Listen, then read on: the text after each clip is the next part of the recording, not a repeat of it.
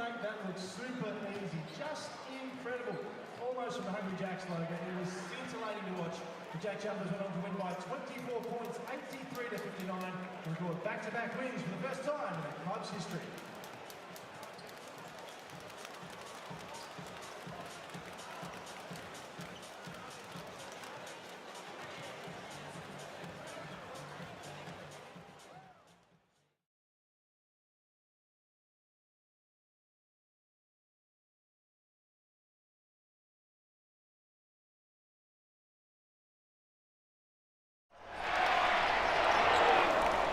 This program is brought to you by Hungry Jacks and Bunnings Trade.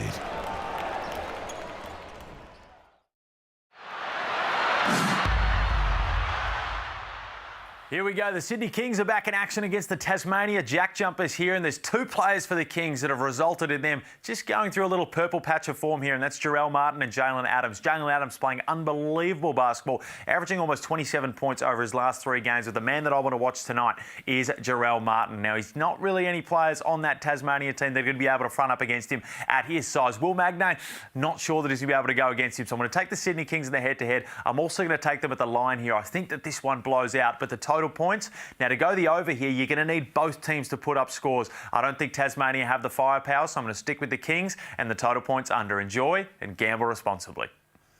He really loaded. I'm ahead of the game, I'm first place. I'm in my prime. Hard work that pays off. I pay dues, I'm paid off. Cross me, get crossed off. I'm just lobs it up to Magnay. Adams finished it last time I got chance.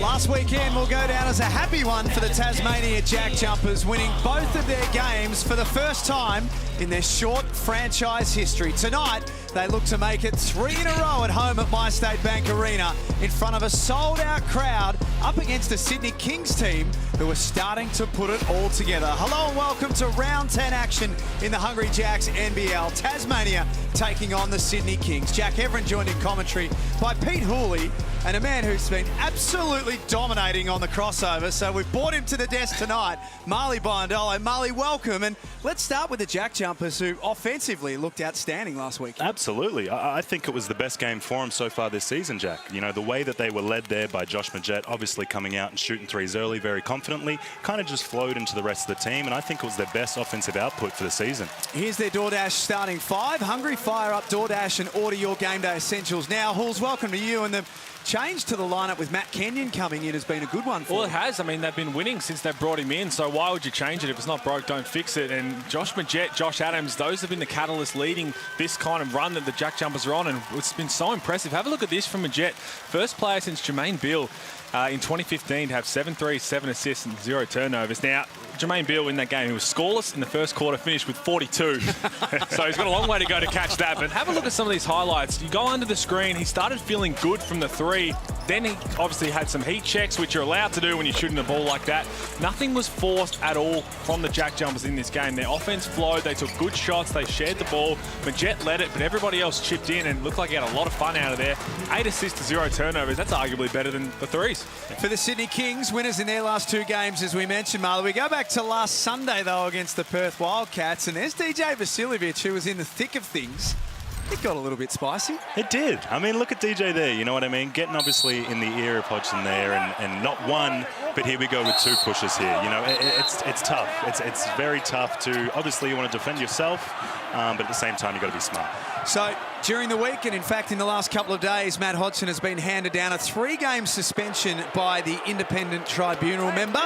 That, of course, with 2 of them being suspended, so it's a 1-game suspension at this stage. Halls, the NBL are considering their options. I think there'd have to be more to come with that, because as you said, how it was sorted out, there's no way that that is going to be less than Mason Peatling, really. Mason Peatling had 2 down to 1 with a fine, so Matt Hodgson went back for a double dip. So I would assume there'll be a lot more to play out with that, because we don't want to see that in the game. More in the next 24 hours, I'd imagine. Let's take a look at the Sydney Kings starting lineup with all thanks to DoorDash. And Hard not to be falling in love, Marley, with what Jalen Adams is starting to do. Now that he's injury-free and he's fit and firing, he looks outstanding. Yeah, and look at how Sydney's responded. I mean, this guy's exciting. You know, his energy that he brings, his confidence that he brings. Obviously, he's come from a place where he's played at very, very high levels, you know what I mean, in the league and everything. So this is a guy that we're really, really excited to see play, especially tonight coming off the back of that 30-point game. It's just about being healthy for Jalen Adams. He had all the hype coming into the season when he signed with the Kings, hasn't been healthy in the preseason, starting to get rolling now. And if he's healthy out there, I think the Kings arguably have the best trio to lead a team in the league. You got Xavier Cooks, you got Jarrell Martin, and then Jalen Adams leading the way. There's some really good trios in the league. Kings are right up there when he's leading the show. Sydney 5th on the table right now, 5 wins and 6 losses. They've played more games than some of the other teams. Where are they at? Where have we got them at this stage, Marley? Is 5th about right for them? Well, look, I think it has to be. You know, the numbers don't lie, right, Jack? It has to be. But I'm excited to see this game tonight, especially off the back of Jalen. I'm really excited to see where they go. Let's have a big shout-out to Wani Swakala-Bullock. Got upgraded to a full roster spot after parting ways with RJ Hunter with his injury, and he's deserved it. He has been outstanding. Originally signed as an injury replacement, has earned his way to get that contract because he's been playing some really good basketball. A win for the JackJumpers tonight will see them go ahead of Sydney and be sitting in 5th position on the Hungry Jacks NBL ladder. That's the task ahead of them. A sold-out crowd once again at MyState Bank Arena. Last time that JackJumpers fans will see their team in action for a little while. They hit the road from next weekend. First rebound of the game falls to Xavier Cooks, who's 5th in the competition in that statistic. Martin tees up for 3. How's that for a start from the Kings? Look at that. See, this is the confidence that came off of last game. You know what I mean? And he shot very well last game as well. So, you know, this is the kind of confidence that brings on this momentum into the next game rolling on. The referees tonight, Nico Fernandez, Mitch Hare and Daniel Batty. The Jet unsuccessful. There's Matt Kenyon. Had it for a little while, then lost it. Cook's bringing the ball up the floor, takes it straight at Magnay. That's so tough. He gets the rebound on one end and can take off, put the ball on the floor. Xavier Cooks is going to be a problem, and really a matchup problem throughout this whole game. If Jack McVeigh has to guard him in certain spots, he's going to have a tough night, you'd think, because Xavier Cooks is really smart about the way he goes about his business. And Pete, that's been a big problem for Sydney this year. You look at guys like Creek, Vic Law, etc. They had trouble guarding that 4 spot. Adams, nice kick to the corner. Swakala-Bullock off target. Rebound, Josh Adams. Got the switch he wants. Magnay tracks the double team, foul, scores. 1 to come. Love that from Josh Adams. Now, Josh Adams, whether he's had a chat with Scott Roth or something as a team, has changed the way he goes about it since early in the season. So often we'd see him settle for that long contested 2 over the switch. Look at that. He had the patience to throw it into Will Magnay. Good things happen. He's just changed the way he goes about it. And to be honest, he probably had no choice. He's only shooting 19% from 3, and a lot of other ones he takes are those long 2s contested. Has taken a lot of bad shots, but really starting to come on now. Yeah, absolutely. I think getting Will Magnay involved early too, you know, it helps this squad so much. I think he needs to get going confidently on the offensive end to then feed his defense. Still a bit short. Here's Magnay. Big night for him. 7 points, 7 rebounds, I should say, and 5 points when the team's played in round 3. The Kings victorious in that one, but Tassie led in the 1st, 2nd and 3rd quarters. Sydney outscored them 29-8 in the last quarter to get the W in that game. And Cooks spins on McVeigh. Ball movement from the Kings. Outstanding, but Adams, pick and roll play to Martin. They look sharp tonight, the Kings. That's Jalen Adams just picking it apart. Nice wraparound pass, and that's the way they're going to have to try and play. You really want to get the ball out of Jalen Adams' hands as soon as possible. Look at the wraparound pass. Will Magnay's going to have to come across and help, and had a couple of good looks before of just moving the ball, moving the players, and this is what happens with the Sydney Kings now. They've needed him to be healthy. They've needed him to realise that, yes, Jarrell Martin is a stud. Yes, Xavier Cooks is a superstar, but this team has to run and start and end with Jalen Adams. There's no doubt about it. Yep, couldn't agree more. Couldn't agree more, Pete. And look at the way that Jalen came off that screen. He had Matt Kenyon and Jack McVeigh both turning their heads, you know, calling their attention towards him. And look at that open play he just made there. when the teams played in round 3. Jarrell Martin, outstanding, 24 and 11. They just had no answer for him. In fact, most teams have struggled to find an answer guarding Jarrell Martin this season. Adams, tough 2 from the mid-range. Well, it is a tough 2. Had Swakala Bullock all over him, and those are the ones he's got to be knocking down, because there's still plenty of time left on the shot clock. Get a ball reversal. That's what the Jack Jumpers as a whole have done well. Got those sets, trying to open some things up as Vasiljevic takes the rare 2-pointer for him. He's got, of his 20, he's taken 23 of his 35 made field goals and threes. So he loves to camp outside the 3. And when you can stroke it like him, why wouldn't you? Absolutely. Kings lead it by 4. Opening quarter at My State Bank Arena. Second game of round 10. Adams with a hand in the face. There we go. Look, you make that first little mid-range. Why not take another, hey? Nothing that Wani Swakala Bullock could do about that. First play. Josh Adams very quickly up to 5 points on 2 of 3 shooting. Leading scorer in the game. Shot clock down to 8 here for the Kings. Adams got away from Kenyon. Little Toddy Blanchfield push, doesn't go. McVeigh shot well on the weekend. That one had a look and jumped out. Yeah, a great game.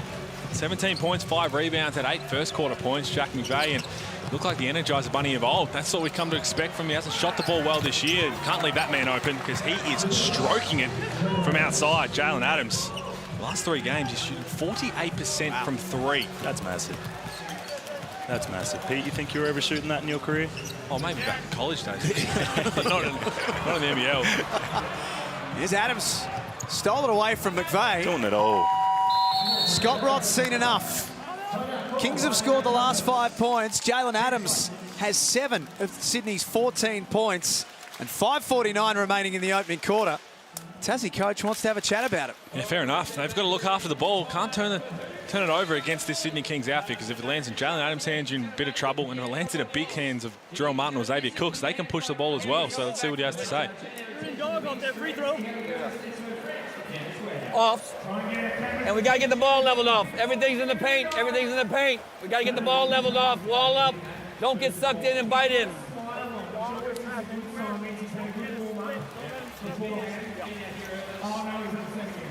Let's go 77 away with a 45. Actually, let's get a ghost.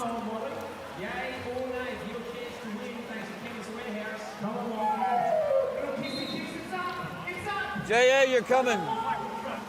Jet, you're stepping out. You're on the sprint. You're on the ghost. All right? Together, 1, 2, 3, together. So the Kings lead it by 6.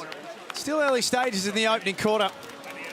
Here's Scott Roth, the Tasmania Jack Jumpers coach. I think that image of him going to the crowd at My State Bank Arena last weekend, that might be one of the images of NBL22, I think.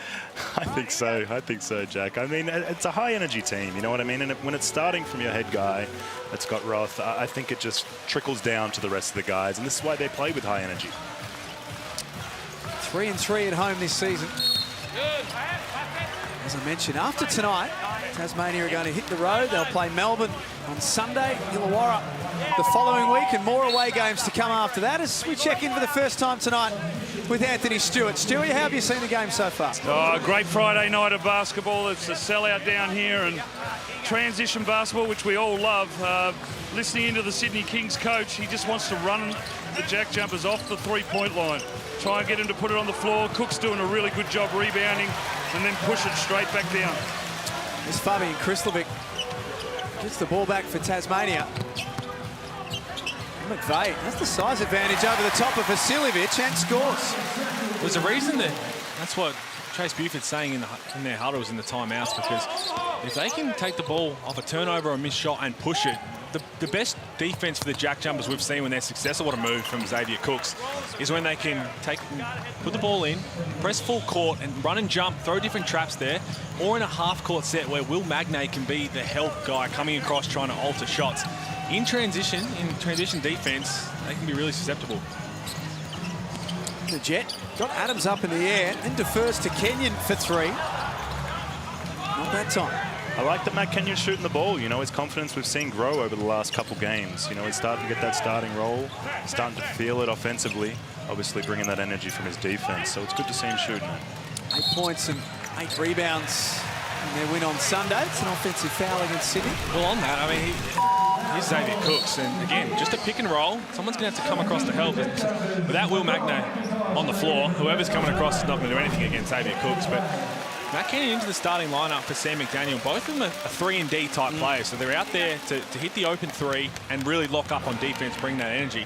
Sam McDaniel struggled to shoot to start the season, so Scott Roth said, let's bring Matt Kenyon in, and he knocked down a couple threes his last few games, and even Sam McDaniel started to find a little bit of a spark off the bench.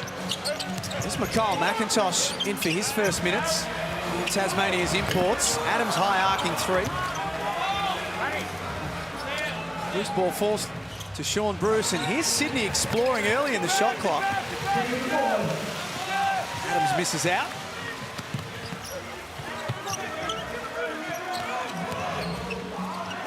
And McIntosh left open for three. Scout says that's the right idea, shooting at 6% from outside this season. Yep, definitely in an arm's distance with him, that's for sure. Yeah, I'm not going to math Jack, but that's not great for Mikhail McIntosh. And here's Luke Longley. Saw Jarrell Martin, Xavier Cooks working with Luke Longley every day, just trying to find their game. And obviously the way they play is a lot different than the way the big fella play. Yep. But it can be really tough to go against. We shouldn't forget as well, Pete, Jordan Hunter out for the season, but imagine what Jordan Hunter's learning, even though he's out for the year. Oh, no doubt. Imagine what he's learning working with Luke Longley. Well, you can see it last year. Jordan Hunter was outstanding in the season. I would have loved to see him come back and continue to grow on that. It would have been interesting to see how it worked out with, I think Jarrell Martin and Xavier Cooks have really felt comfortable playing at the 5 and 4 respectively. A lot of the time we saw last year Xavier Cooks at the 3, and we know he doesn't shoot the outside 3 very well. Now he's more comfortable at the 4, and good things are happening. So that would have been an interesting thing that Chase Buford had to figure out. Sits down with 4 points and 4 rebounds early in this game, Xavier Cooks. Clint Steindl, the Jack Jumpers captain, out there, as is Sam McDaniel. Starter for the first part of the season last weekend. As Halls and Marley spoke about, Scott Roth made the change. Matt Kenyon into the starting lineup. And this is the guy I played with at Dandenong. You know, Matt Kenyon, he's a high-energy guy. He'll rebound, he'll defend, and he can knock down an open 3. I really like what Kenny does on the floor, and I'm happy to see him succeed, obviously, on the floor with Tassie. Oh, McIntosh with the turnover. Shane Heal will not be happy with that whatsoever. Yes. Stepping backwards, but he's been trying to be in attack mode since getting the tap on the shoulder from Scott Roth. Just hasn't clicked with him, and the pressure's going to be off him a bit, while Majette and Adams can carry that offensive load. They still want a little bit from McIntosh, a little bit more than what he's shown, because he hasn't brought too much for them this year. Almost came up with that one. It's out of play. Nearly talked him into a steal and a breakaway. That would have helped. Look at that. Season high 11 points when they played in round 3. Scoreless in Sunday's game against New Zealand. Mikhail McIntosh, only 8.5 minutes in that one. Adams has 7 points. Thought about pulling out. What a dime for Vodanovic. I mean, look at the attention that Jalen's bringing. There's guys that are high showing, and they have to defensively. And look at the way that middle of the floor is open there. You make one pass into the big or just straight to the big, and it's easy buckets here, Jack. It's Krislovic stepping out for 3. Drains it. 28% three-point shooter on the season, Fabian Krislovic. Albeit a very small sample size. I don't see him take a lot of those.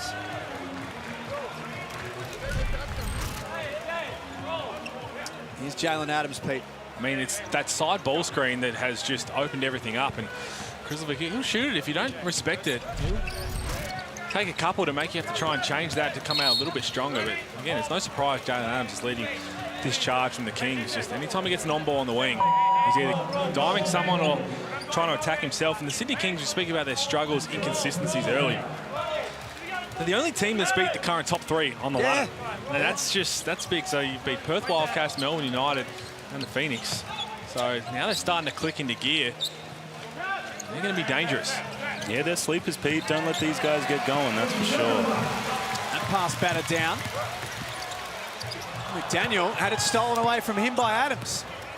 So no damage for the Kings. Inside 2 minutes before quarter time. Cook stripped. McDaniel wins it back for Tasmania. Here's Steindl. Deep two. Hand in the face. Glover just did enough to make life difficult. Clint Steindl's been off in the last couple of games compared to what he started the season because they haven't run anything for him as Jalen Adams just puts the moves on the entire Tasmania team. Can I have this dance? Jalen Adams, but Clint Steindl, was on fire, shooting 46% from three to start the season, and every time he comes into the game, they were running sets for him to get an open three ball. He's had to hunt his own shot, and that's what Clint Steindl does once he's knocked down a couple. As soon as he comes into the game, you've got to draw up a couple sets, get him an open look. Scoreless in 18 minutes on Sunday, and they win over New Zealand. Don't see that from Clint Steindl all that often. Glover feet set. There's Cook's offensive rebound. He's a monster on the O-boards. He is. You really got to box this guy out. This is what Xavier does. You got to come in, know the scout, and box this guy out. He wants to rebound. He wants to create extra possessions. I mean, that's great. That's great from Xavier. Look at this. Just grabs that one there, spins off. It's an easy bucket. Oh, I'll tell you what, Kyle McIntosh knocked down a nice little jumper, and he'd be feeling flat because Scott Ross ripped him out and he's sitting back down. He's trying to get something going. Here we go. There's a set for him. Here's Steindl. Here we go, Pete. 0 from 2 to start the game. Cooks through a bullet cross court. Extra pass for Vasiljevic. The reason why McIntosh's coming off because, you knock down a jump shot on the other end, but if you're not going to play defense, box out, then that's what you need to be out there for. You're not going to put 15 to 20 points on that import spot. Everything else has to be great. Jackman Bay, that's way off. We haven't seen Jackman Bay shoot like that. 2 of 12 from outside in the opening term, the JackJumpers. Got to shoot it. Cook's got it away. It won't count. But Sydney are the best first quarter team in the competition, and again, they take a handy lead in quarter time. 24 to 15 at My State Bank Arena. It's Friday night basketball in the Hungry Jacks NBL.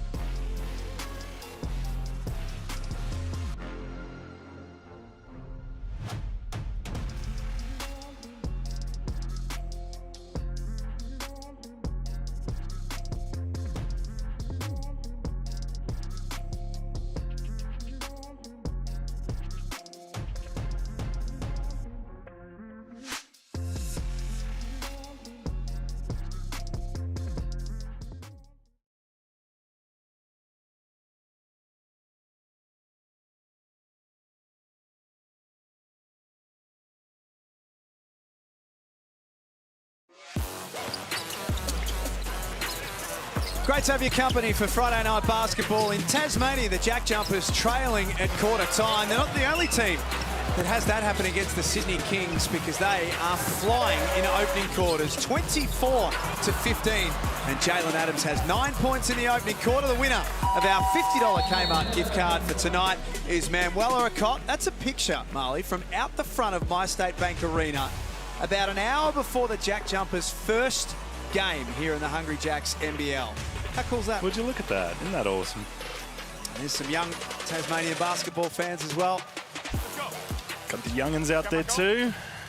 4 wins and 6 losses so far this season. Tasmania in their opening Hungry Jacks NBL season. After 10 games, Halls 4 and 6. I think they'll be stoked with that, and the way they've been playing as of late is what's really impressive. Vodanovic sent packing by Magnate. 12 blocks in his last 4 games. To make that 13 in 5. Just as I say that, here's a fumble. Can't have turnovers against a team like Sydney. They want to get out and run and get down, you know, and get early shots. You can't be coming down, especially down, and turning the ball over that easily. It's 5 in the opening quarter and 40 seconds. Jared Weeks out there starting the second quarter. Nice take. Oh, that's a bit of a... There you go. So that's a foul on Sean Bruce. Say, maybe it Cooks didn't do a whole lot wrong there. But on the turnovers, you live with aggressive turnovers where you're trying to make something happen. Sean Bruce with the little drive-by swipe and wasn't too upset with it, so got a piece. Jared Weeks the line. If you're trying to make plays, trying to be creative, you live with those kind of turnovers. It's the unforced errors, the careless passes, the stepping out of bounds. Those are the ones you just cannot afford to do against a team that loves to get out in transition.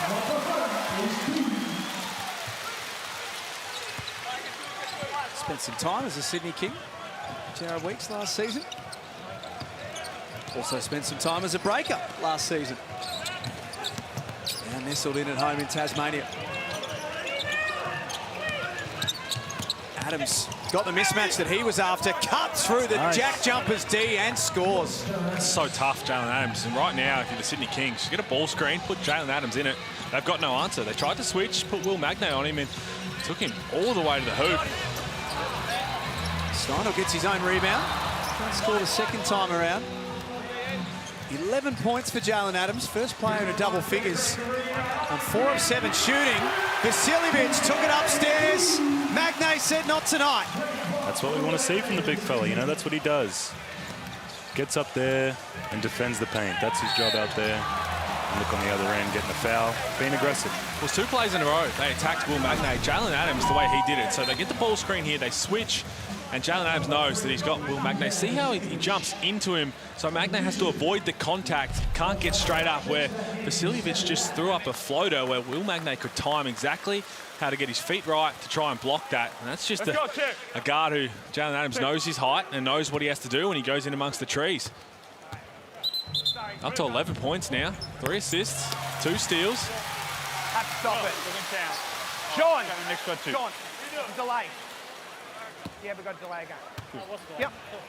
Scott Roth, I should say, during the week spoke about Will Magnay. Said, I think some people forget for what he's done already, that he's still only 23 years of age. He's still very raw, he's still learning a lot, and that we need to be patient. The best is yet to come. Well, a lot of it for him now is obviously getting the touch back the way he plays, but the shoulders up from the confidence and getting blocks. That game against the Phoenix, the Jack Jumpers lost. He got 5 blocks. He started smiling again. It looked like he was enjoying himself out there, and the defense leads to offense. He's going to get lobs, he's going to get dump offs. Have to be Adams late in the clock. Magnay kept Martin off the glass. Jack Jumpers get the ball back. Here we go. A lot of the discussion, Halls, on Magnay was used this season as a springboard back to the association. Does that need to be put on the back burner a little bit? I think he'd agree with that it has to. There's a lot of season to go as Adams walks into basically a free throw and misses.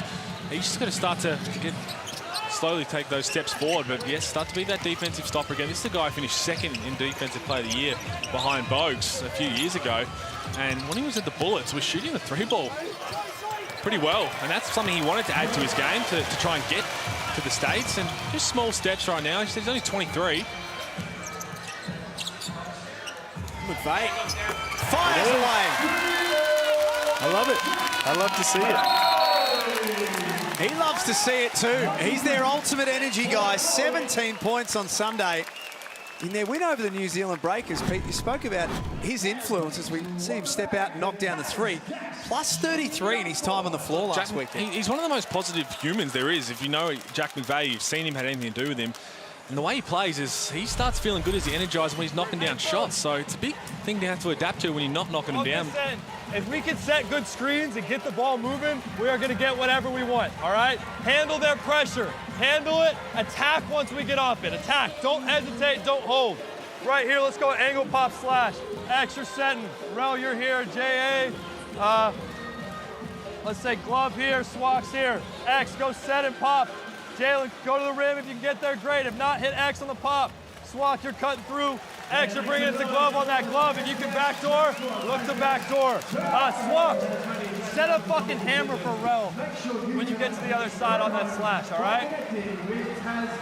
Hey, let's get our juice back right here. 3 stops in a row with rebounds. Let's look to get out and run. Here we go. Oh, a lot there from Chase Buford in one timeout. Firstly, you know, that's the way the Jack Jumpers like to play. They get up the floor when they knock down a shot, throw some traps at you, and he's saying if you break their defensive pressure, go to score. No need to slow it down. They do get a half-court set. Put the ball in this man's hand. Jalen Adams going to get some sort of screen with Xavier Cooks, and if he can't break someone down and get all the way for a layup, kick it on to Xavier Cooks, and he's going to have some fun with Angus Glover on the weak side. So there's a lot that Chase Buford was trying to say, but basically get the ball to Jalen Adams in the half court, something good's going to happen. Absolutely, just like we spoke about before.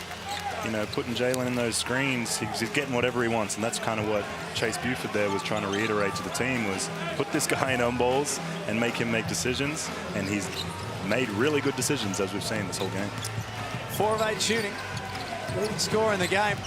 Glover's pass knocked out of bounds. Well, they ran exactly what Chase Buford wanted. Little ball screen, but it wasn't with a whole lot of conviction, so they just kind of passed it back to Xavier Cooks. He went to screen for Glover, and then right as Chase Buford finished the timeout, told Swakala Bullock to set a little hammer screen on the back for Jarrell Martin, trying to get him to the corner. That's not where the pass should have gone. It should have gone over into the corner right in front of the Kings bench where Jarrell Martin was.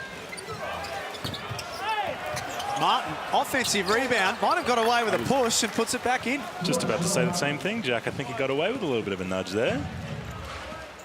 7 points, couple of rebounds.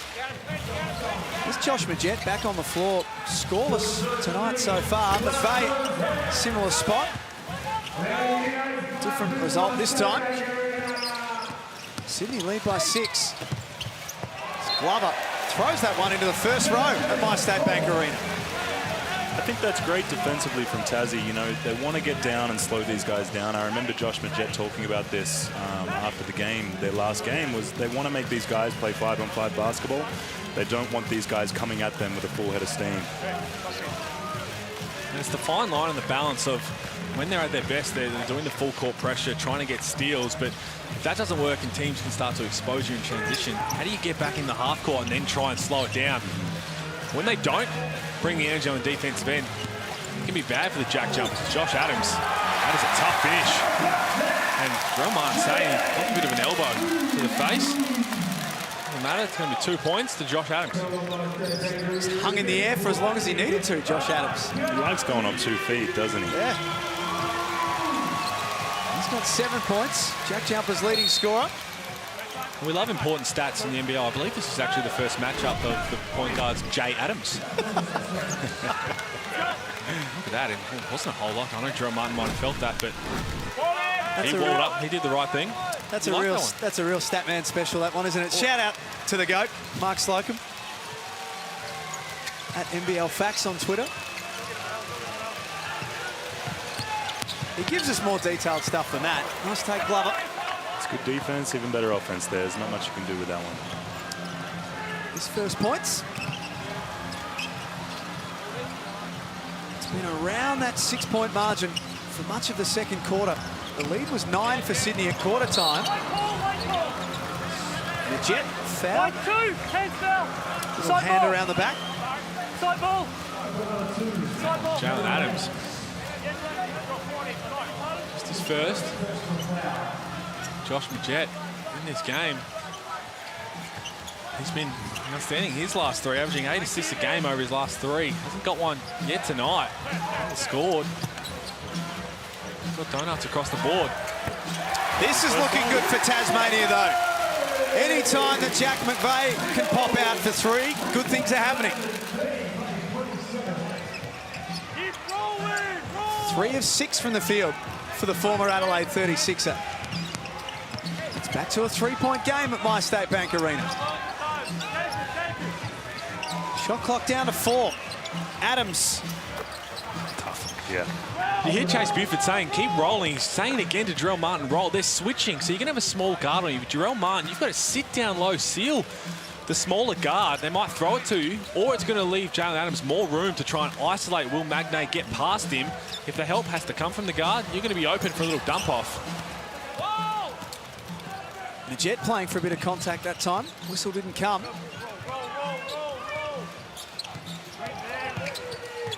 Smichael a bullet. And Martin down low to Xavier Cooks. Backs in on McVeigh. That'll be 2 and a flop warning. There's a mouse in the house, Jack McVeigh. He backed him down for a long way, and then tried to take it through the chest and feel the contact once. That's the kind of way you're taught. You feel the contact to the chest once, wear it, and then go. If it goes again, then try and take it. But flop warning.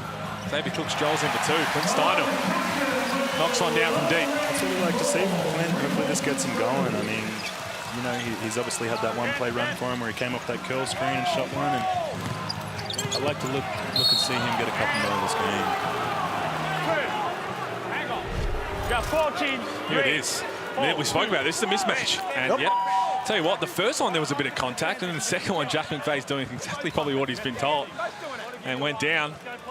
There's Quinn Steindl knocking one down from deep. That's what he does best.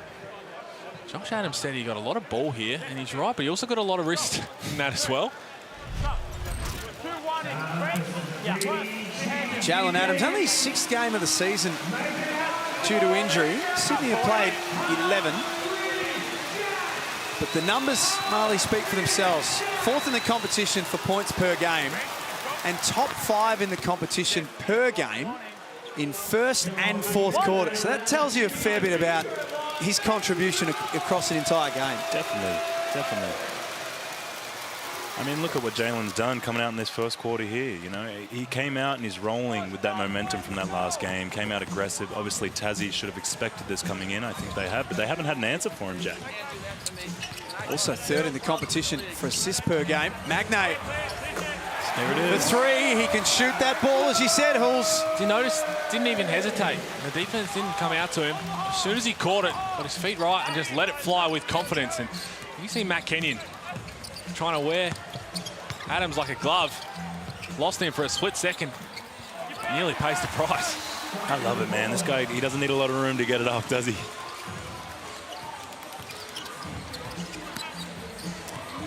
Three-point game, Majet still searching for his first points. McVeigh had the hard show from Cooks. Nice find underneath for Kenyon. Late in the clock, Majet. Now he's on the board. Great decision making. Matt Kenyon. There was a lot of big guys there. And Jack McVeigh, so I can see him take that little floater. Good pass, extra pass, and knockdown. And we're tied up at 36. Sold out crowd once again at My State Bank Arena. The JackJumpers shooting clip has improved remarkably in this second quarter. Will Magnay starts knocking that down consistently. Just one a game that starts taking a couple. Changes a lot, because so often you think, okay, he's just going to roll, try and get lobs. We'll deal with Will Magnay when he gets in the paint. He starts popping with a bit of confidence. Look out. Got to 7 of 19 from outside Tasmania. Sydney, on the other hand, 2 of 12 so far.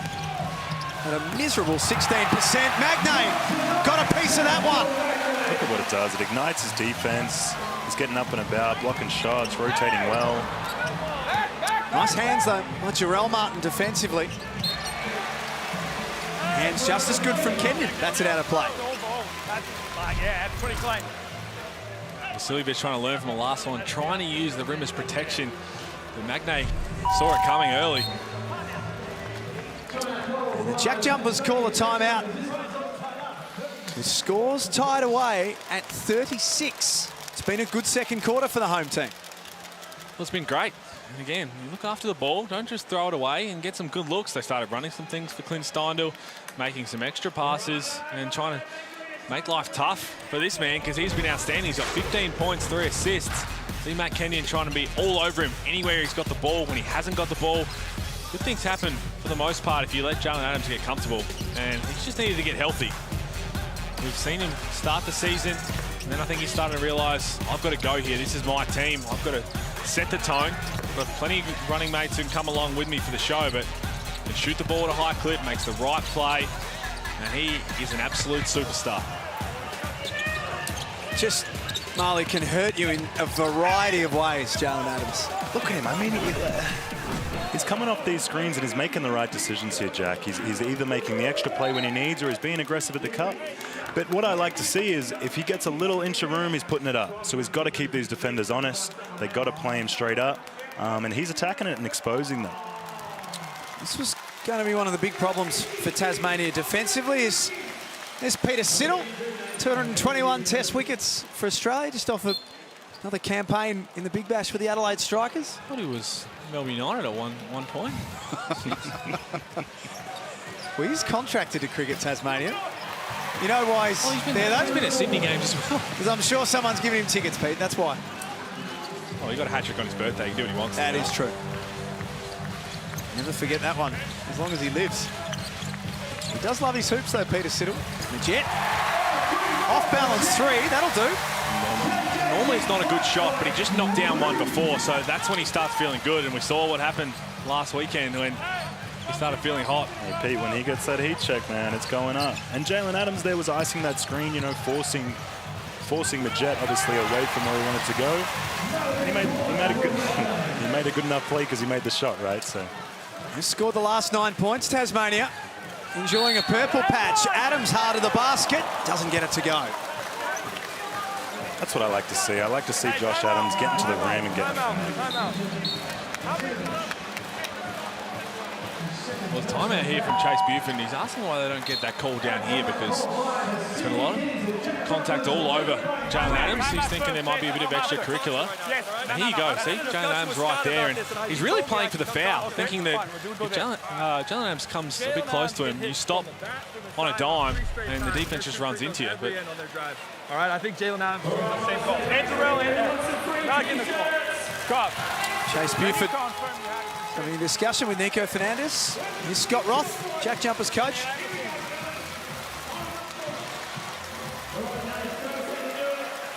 Across with speed and just go.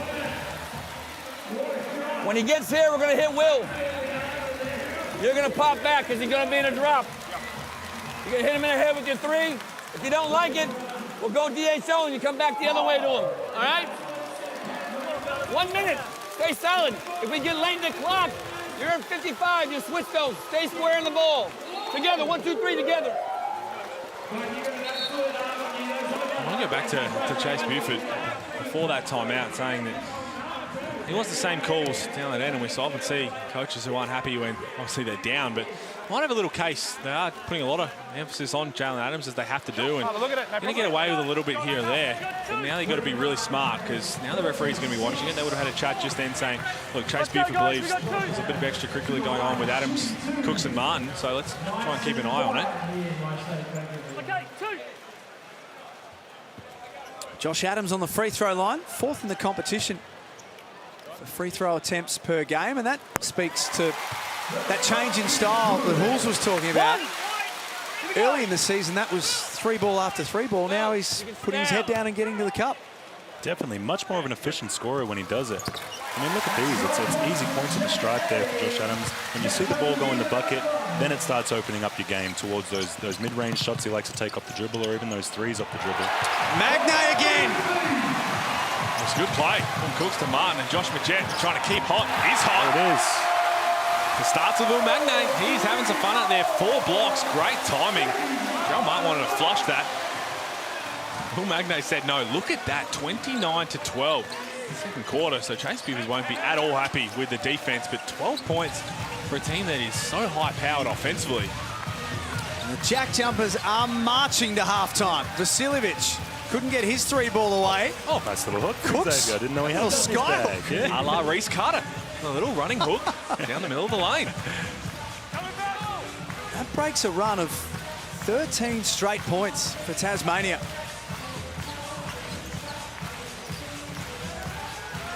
They're going to take a lead into halftime. Looking for 3 wins in a row, McVeigh travels. McVeigh spent that before he had it. He was waiting, eager, he wanted to tee it up, and Xavier Cooks just did enough to close out to make him put the ball on the floor. Tasmania 6 of 8 from outside in this second quarter. Scorer saying they've got time to take a foul here, so they're not in the bonus. To try and make him see how they're trying to play. Adams dumps it down low to Cooks. It was knocked away. Kenyon couldn't get his shot away, but it's the Jack Jumpers who hit back hard in this second quarter, and they lead at My State Bank Arena 44-38. It's a huge second quarter for Tassie here. I mean, Sydney came out hard. Obviously, Jalen Adams came out really, really well and firing, and they've adjusted really well. I've loved the energy that's gone from defense to offense from Tassie. Let's get down to Anthony Stewart. Yeah, I'm joined here with Will Magnay. After a slow start, mate, you just seem to be building confidence as a group. Is that how it feels? Yeah, we're getting stops, which is what we need. You know, we can't rely on our offense. We need our defense to keep us going, and I think we're doing a pretty good job converting that second quarter. But, you know, we need to do the same again. 38 to me is still too many. I think we can really step on these guys. You really are leading this team from the front. Your confidence in particular, you seem to be, your body seems to be going really well. Yeah, I mean, they're trusting me, I'm trusting myself. But, you know, it's a group effort. You know, they're finding me open. They trust me to block shots, so it's working. Love the way you're going about it. All the best in the second half. He's been a huge presence, Will Magnay. 8 points, 4 rebounds and 4 blocks in the game. But the Jack Jumpers are the story of the opening half. They lead once again on their home floor at halftime. In round 3, it was a similar scenario and Sydney got the job done. What does the second half look like at My State Bank Arena? We'll pull it all apart up next.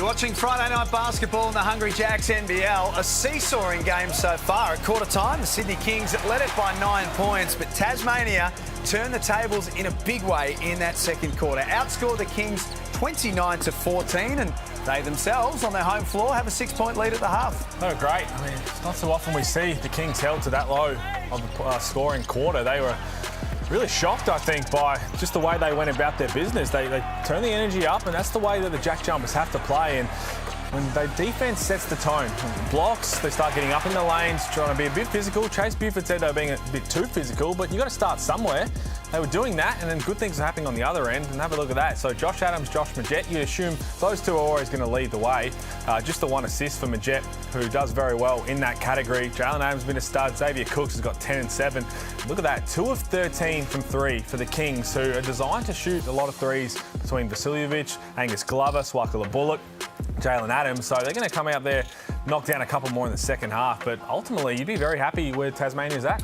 7 of 9, they shot the 3 ball in the second quarter, the JackJumpers. That had a big say in why they're where they are right now. The other factor, Marley, was Will Magnay. And not just any factor, an enormous factor. The man was blocking shots, he was rebounding and scoring. Absolutely. I mean, look at what this guy's been doing defensively. It just leads into his offense. Here we go.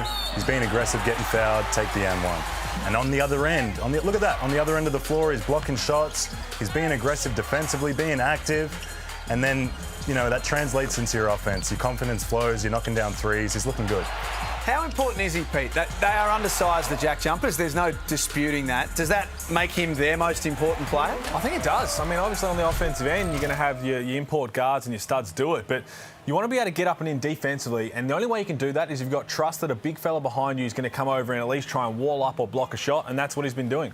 Speaking of most important players, Jalen Adams, he might be the most important player on the floor right now. He might be one of the most important players in the league. 13 points at half-time on 5 of 12. He's nice, Jack. I mean, I really like watching this guy play.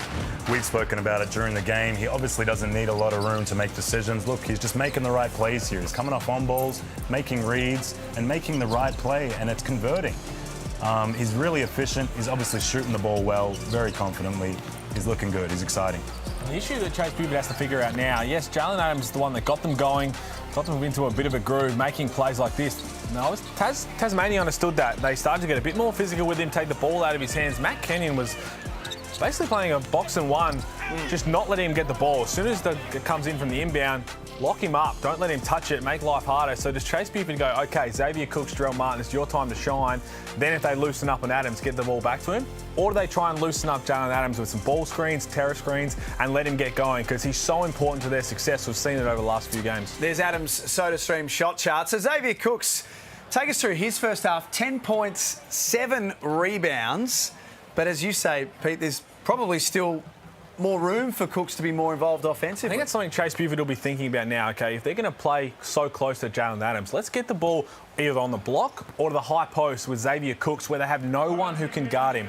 He's not going to break it down between the legs, a lot of dribbles. He needs a couple of dribbles either side. He's got long steps, he's really agile, and he's got long length on his finish. So I would like to see them get him a lot more involved.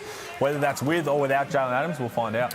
Second game of round number 10 tomorrow. Brisbane take on the Cairns Taipans and South East Melbourne take on Perth in a massive game tomorrow night at John Cain Arena. At the half, it's Tasmania who lead 44-38, and you too can play like a pro thanks to Bunnings Warehouse, who are giving you the chance to win your very own court at home. You can enter now at win.nbl.com.au/Bunnings. I only worked on shooting, which is why that's really all I can do. I had a basketball hoop and a little trampoline. I used to play back there for hours with my brother and get beat up a lot, but it was a lot of fun in the meantime. My dad built one, so I had a little bit of like a half court going on, and that made my life the best, so I could never complain as a kid. That was kind of like our sanctuary, our getaway from everything.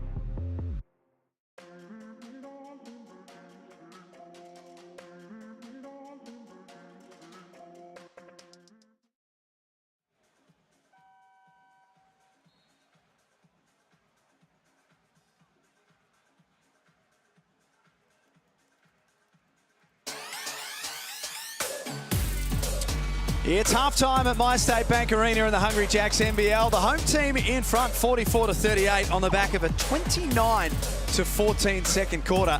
The JackJumpers took some serious momentum into halftime as we get courtside to Anthony Stewart. And Stewie, I believe the JackJumpers have got their good luck charm in the house again tonight. Yeah, they have. I had a bit of a joke around with a couple of the assistants before the game, and there's one bloke taking full credit for this turnaround, and that's Mika Vakona. And I tell you, he looks like he's been taking those protein shakes because he still looks like he could play right now. He's got a bit of that bulk nutrient stuff into him, I think. Yes. Hey, Stewie, this will be the first time that you've seen Jalen Adams up close and personal. How have you seen his opening half? Yeah, look, I was talking about it before. I think that first half of basketball, the first quarter in particular, it's just great to be able to come here and see him live. His passing's just second to none. Obviously, he's down a little bit with his three-point shooting, but if that starts dropping, I don't know how you stop him. Well, I'm not sure you can. At this rate, Jack, I'm not sure either. It's a big job for Matt Kenyon in this second half. Try and chase around Jalen Adams. On form, we just showed his last 3 games, and Hulls, you spoke about it earlier. On form, he's as good as any player in the competition right now. Well, he is, and it's not just one man's job. Yeah, Matt Kenyon will get the nod to guard him one-on-one, but you need to have that trust in your teammates. The guys are going to be on help, show that a crowd so that he doesn't have anywhere to go. Second halves are a problem for the JackJumpers. There's no two ways about it. 10th in the competition for 3rd and 4th quarters. They keep doing that, they can blow the stats up. Their second half's looking all right to me. That's a good start for Jack McVeigh. He's rolling back into this half, you know, confident and aggressive. I love to see it. That's the Jack that we've seen at Adelaide, and I'm glad we're now seeing that confidence grow here at Tassie. 10 of 22 from 3. And again, it's Jack McVeigh stepping up and doing what he does best. 3 of 6. As Jarrell Martin tries to answer back and does, so that's the way he started the ball game. He starts the second half the same way, and I like him being out on the perimeter because it takes Will Magnay away from being a rim protector. The Jet was a little slow to get going. Finished the half with 9 points on 3 of 6 shooting. Magnay, shot clock down to 3. He was left open. I was going to say, if I'm Will and I've knocked one down for the night, you got to be aggressive there and look at the rim, at least. Keep your defender honest, look at the rim, look like you want to shoot it. And there's the presence of Magnay, changed that Xavier Cook shot. Well, it did, because Jarrell Martin, I thought he did it pretty well. Caught the ball on the move as Josh Adams takes a contested 3 ball in the corner. That comes up short. Jarrell Martin caught it on the move to try and catch Magnay flat-footed. And in the end, he did well to catch up, do enough to worry him out of it with the turnover. Magnay staying in front of Martin. Scott Ross loving it, and why wouldn't he? Good Magnay, Jarrell Martin, big fella, has that in his arsenal. Put the ball on the floor. See right here, Will Magnay's worrying him out of it, jumps vertically, and then did enough to make the pass, not exactly on the money to Xavier Cooks. Magnay's had an impact again to start this 3rd quarter. Tasmania lead it by 6, which was the halftime lead. A couple of minutes into the 3rd quarter. And the Jet got open off the front of the eye. And there's Xavier Cooks with rebound number 9. Xavier, that's what he does. He rebounds the ball well, and he wants to make an impression on that side of the floor. That's how he gets his offensive going and flowing, you know. So it's a guy that we expect to almost end with a double-double every night, respectively, you know. He's almost there now. Adams, a little out of control. Couldn't finish off with the left hand. Jalen Adams got a bit of a stinger on his right hand or wrist in that last play. Martin got nothing over Will Magnay there. It looks like he's brushed it off, but didn't even get back across half court. Both teams with 2 wins in a row. Winner of this one will make it 3 and equal the Southeast Melbourne with the best current streak in the competition. Phoenix in action tomorrow night against the Perth Wildcats. Check your local guides. Kenyon against the shot clock. 0 from 3 so far in the game. As Adams has the mismatch that he wants. See what he does with it. Crosses over on Magnay, then cuts through. Well, I tell you what, wondering where his hand, because it didn't even look like he created enough space to shoot the 3-ball. I know he's 1 of 6, but good take there from Jack McVeigh. It didn't even look like he wanted to attack anything on his right hand to be able to shoot the ball. In the end, it was very pretty. Just fell out of the hoop. Vasiljevic fouled. Jack McVeigh got his money's worth that time. And just on Jack, look at him leading the Jack Jumpers here in scoring. I mean, this is great for him, especially as a guy that's in there to create energy and get these guys going. He doesn't always, you know, Scott Roth doesn't expect him to be the highest scorer in every single game. He wants energy out of him, wants him to rebound and cause a ruckus defensively. It's good to see him scoring the ball, just adding more input into this Tassie team here.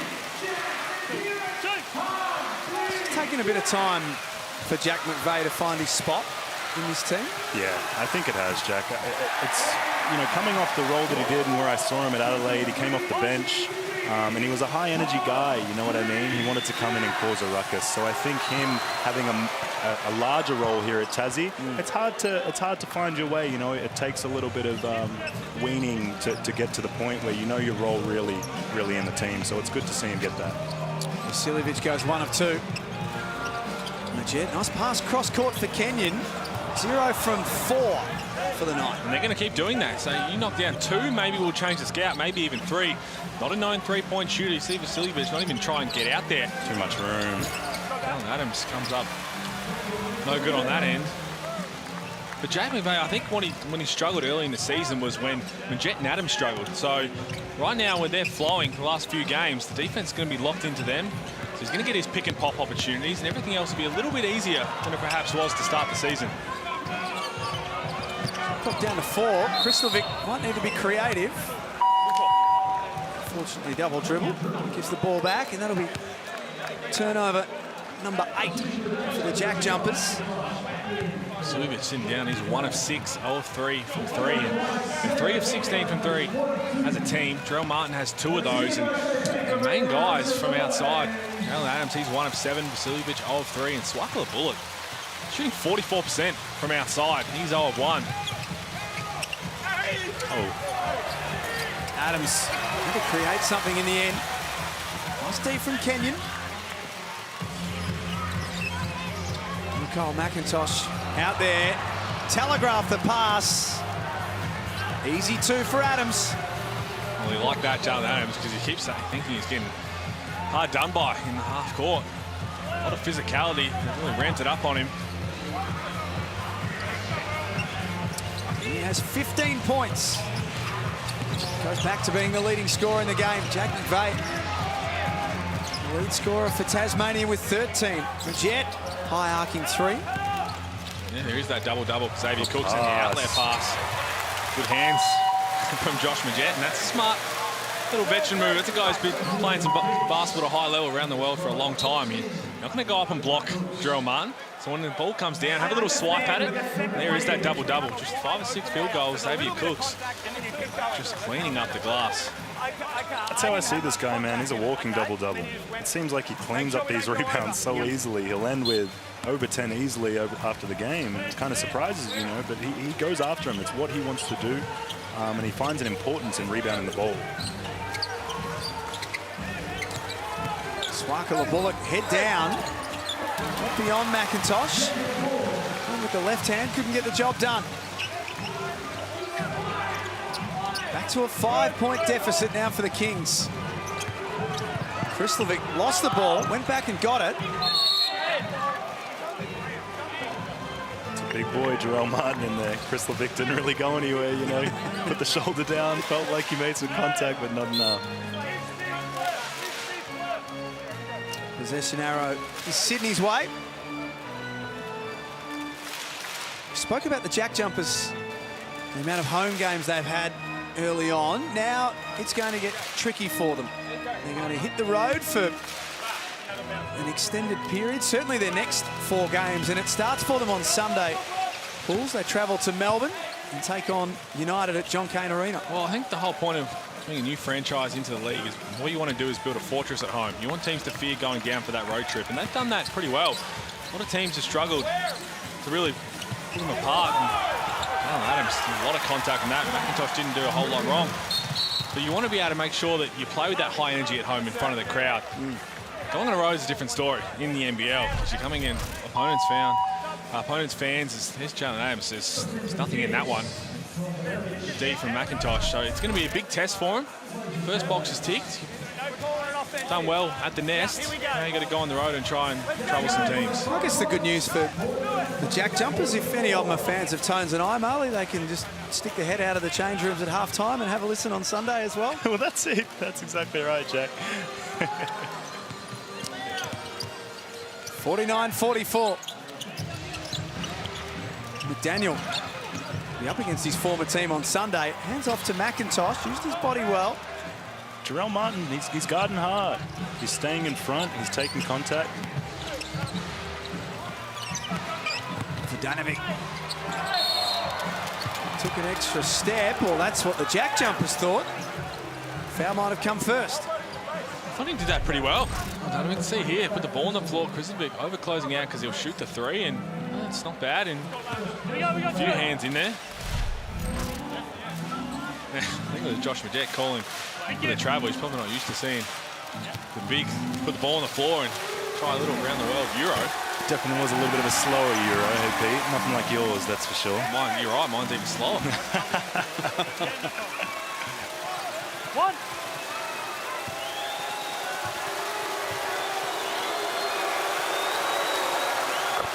Signed on to play in the NZNBL during the winter this week. Low-scoring third quarter. And we've seen with the JackJumpers that if it turns into a low-scoring grind, that's the sort of basketball that they like down the stretch. Well, that's it. They want to slow these guys down, especially with Sydney being such a high-scoring team, especially with Jalen back. Tassie, if they're not scoring on the other end, they definitely want to focus on getting stops down the other side. So see how that weathers for the rest of the quarter. Bruce got McDaniel up in the air. Short on the three ball. That's good defense. Everybody rotating, helping each other out, and you settle for a Sean Bruce step back three. Comes up short. Then you get the foul call. Vodanovic just throwing McIntosh out the way, but everybody helped. Everybody rotated, made them have to keep passing the ball. Again, it was good offense because the ball moved through hands. You made them have to do that. Jarrell Martin gave up that extra pass to Sean Bruce. Had a pretty good look at it, just couldn't knock it down. Only a short rest for Xavier Cooks. Chase Buford not messing around. Crucial period on the way to three-quarter time for both teams. Daniel baseline. Good bounce pass to Majette. Got to shoot it. He's got to get it up. He does. Sheesh. There's a foul on Kristovic. Just a bit overzealous trying to get that offensive rebound. Xavier Cooks does really well at putting his body right in front. That's why he can clean up the defensive glass. He's got 9 defensive rebounds. Jalen Adams back into the game as well. Crucial 2.5 minutes here in the third quarter for the Sydney Kings.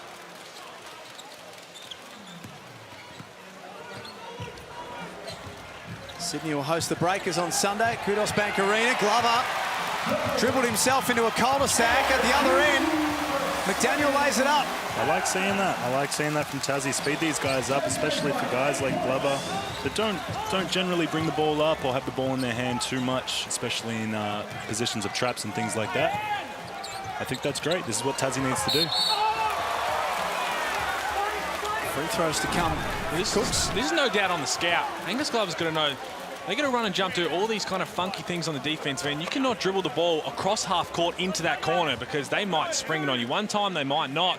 In the end, you play right into the hands. Right there, you've got 2 defenders trapping you. You've got the half court line, you've got the sideline, you've got nowhere to go. You've got to make sure you come off that sideline so that you at least give yourself a little chance to get around if need be. Because what you do kind of want to do when you know the JackJumpers throw these random traps, you want to bait them into it. As soon as you can see McIntosh coming, you pass over the top, you're going to have a layup or an open 3 ball. Just slowly walking into that corner spells trouble. Yeah. I know it's very early in the season, Hulls, but you're the awards watch man. Every fortnight on NBL.com.au. Talk to me. Where is Xavier Cooks in the All-NBL first team conversation? I haven't actually got that in the awards watch. want to make the sneaky addition. I mean, he's working his way into it as Kristovic tries to hit his second 3-ball of the game. He's besides Jalen Adams, what he does and is shown healthy, Xavier Cooks can put together. There's a bit of extracurricular here. McIntosh and Bogdanovic just probably just talking about You go with me there. what other golf courses do around Tassie. Be careful here, Bogdanovic. Try to be nice. With you push. What all I said was no. Okay. Hey, head in.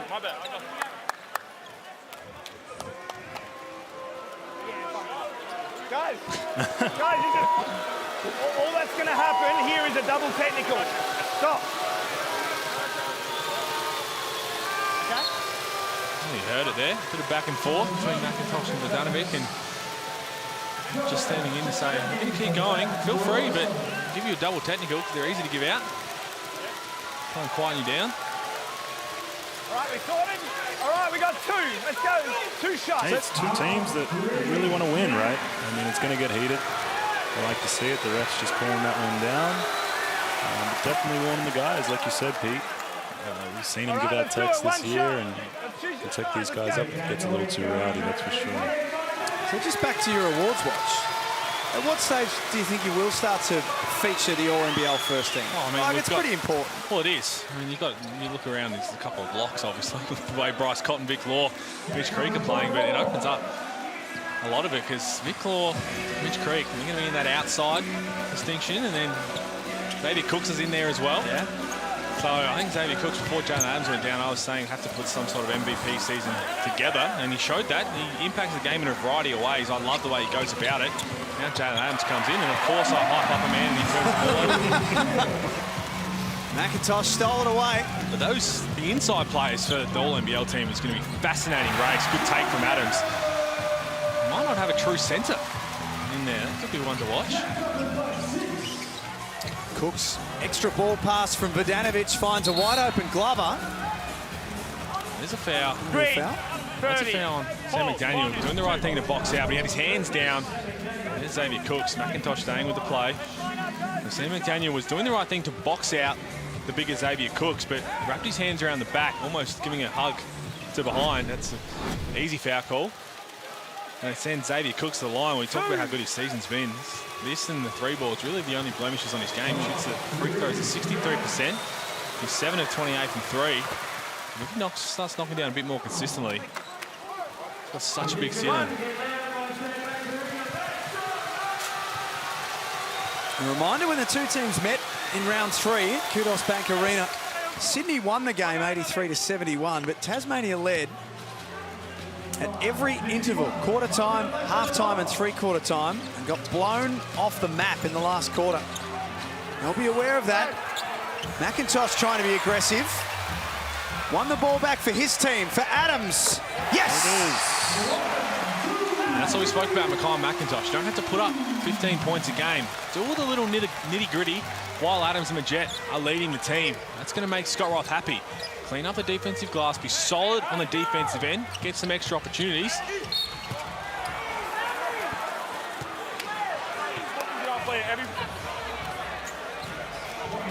Adams gets back to the free throw line at the other end. Brenner rebound. You didn't see it? It's good, remaining aggressive, especially when you're down.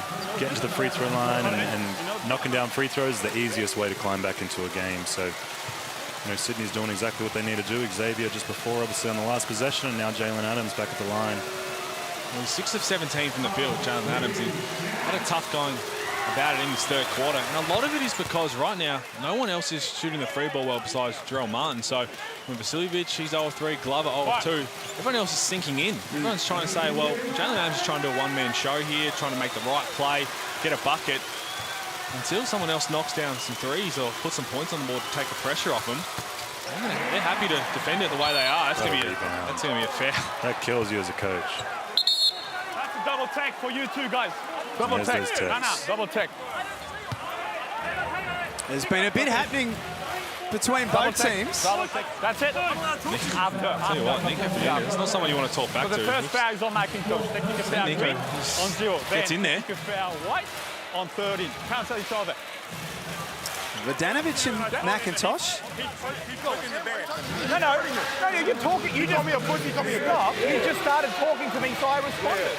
Okay? You both got a technical foul. But if you're talking to me, I got I know, but we can't pick who said it first. It's too hard, okay? Let's have a look at these two. They've been annoying each other these last few minutes. Well, it was right here. Just a couple of things to say, maybe. McIntosh just there, just letting him know. Say, what golf course was it again? And that was brewing. What? That was coming for the last 90 seconds. Now they're both thinking, well, let's just silence that for a little bit. Save it for the first tee at Barnbougle, boys. That's it. Big possession here for Tassie.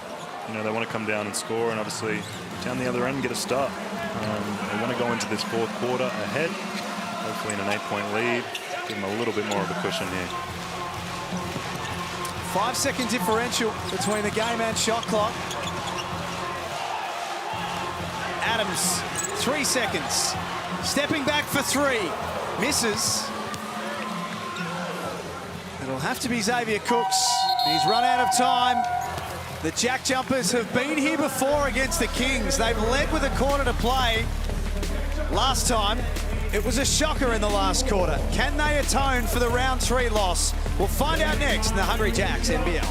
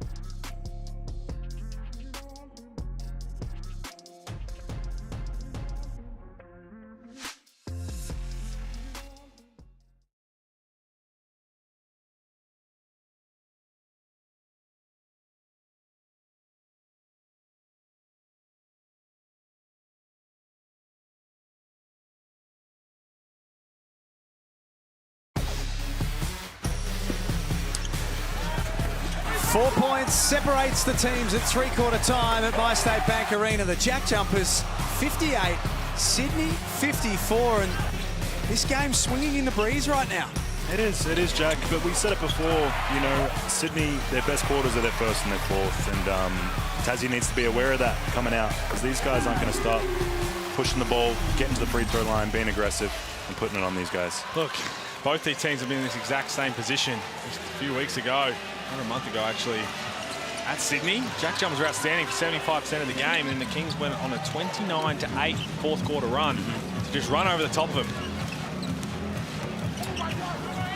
McIntosh loses the handle. So we check in with Anthony Stewart courtside. You're taking a listen to Scott Roth at three-quarter time, Stewie. Yeah, I love it. The passion. He's really driving his team hard. He wants them to be first on the boards, first to dive on the ball and put your body on the line. He said, we can win this thing. Let's go and get it. Well, it's theirs if they want it.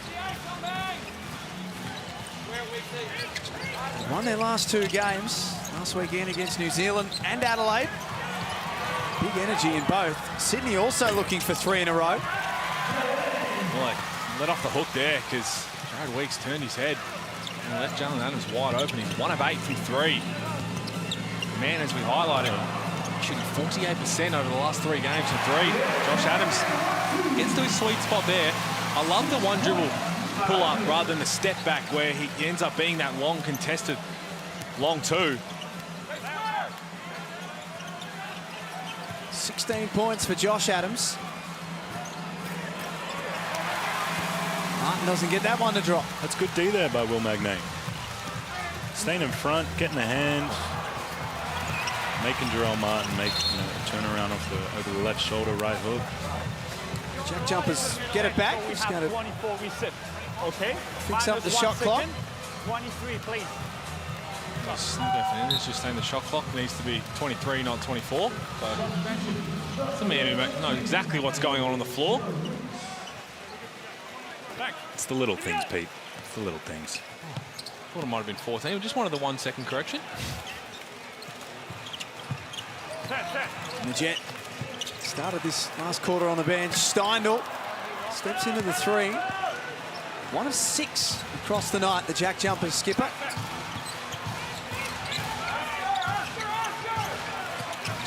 Got to throw the ball. Josh Adams has 4 fouls, so go at him, Xavier Cooks. Let him off the hook. Cooks dumps it out for Vasiljevic. Nice pass for Martin. Not the first time. Draws a foul second time around on Magnay. Look, he got there, right? He got there. He's obviously not too happy, as we can see there. He's hitting his head with the ball.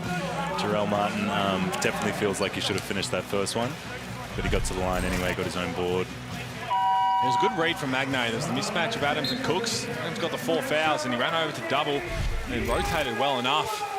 And those ones there, I mean, he's got 4 blocks. You never want to take away what he does well and try and pull back a bit. But if you can be a little smarter, because he was underneath the hoop. Martin had a really good position there. That's where the one you've just got to try and wall up and make it tough for him. But again, you never want to say that someone who does something really well just pull back a little, because then he becomes a bit too cautious and doesn't go for anything. Martin misses the first. Some cheeseburgers would be nice for Tasmania fans. They'll just have to wait. Sorry, young fella. The court announcer, actually. Cheesy bees. Cheesy bees. They're going with down the nest. I like that. No towel waving. So if I rolled into Hungry Jack's and asked for a cheesy bee, they'd know what I'm talking about. Surely. I would hope so. Cheesy bee.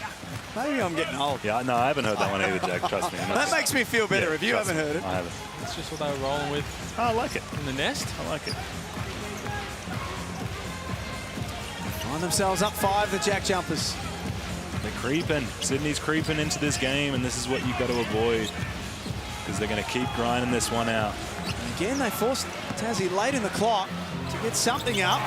Nice finish, Steindl. Tough finish. You've got to make tough shots down the stretch, because the Kings, as you said, Marley, they're going to slowly chip away. So yes, you've got to make the tough ones. You also got to make the easy ones like this. Wide open. Jarrell Martin's been the only one to really do any damage from outside. They've had a couple of really good looks that haven't fallen. 3 of 20 from deep tonight, the Kings. It's tough. It's the 4th quarter here. Your legs are a little tired, you know, for Josh Adams there. As we see Steindl take another, you know, a tough shot. He hasn't got a clear shot, I feel, for this whole game, but I'm glad he's still staying aggressive and shooting it.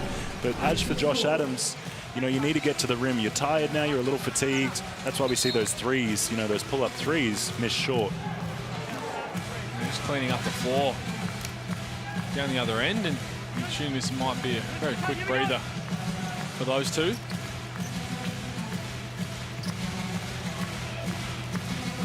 Vasiljevic, Glover, Bruce, Swakala, Bullock and Martin out there for the Kings. It's a small lineup.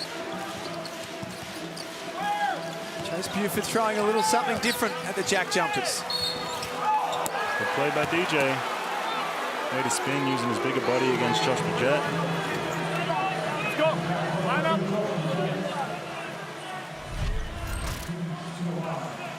Here's the foul on Majet. Let's go, line up.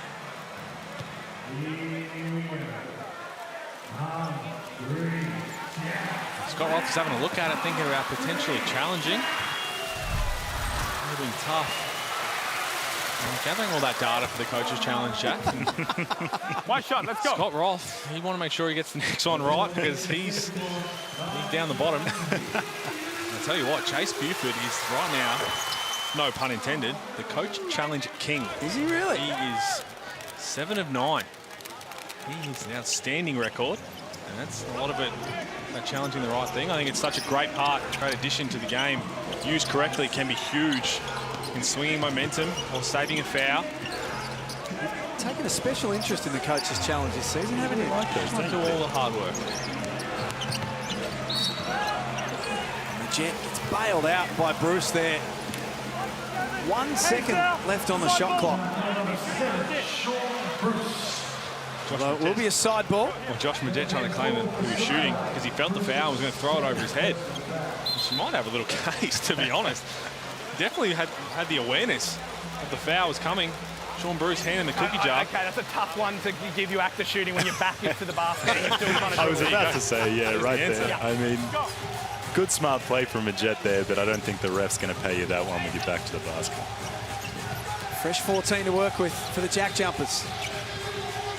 McVeigh, head down, has been shooting really well from outside. That's a good move inside. He has. And that's enough for Chase Buford to call a timeout. Dangerous stage in the game for the Kings. They trail 64-57.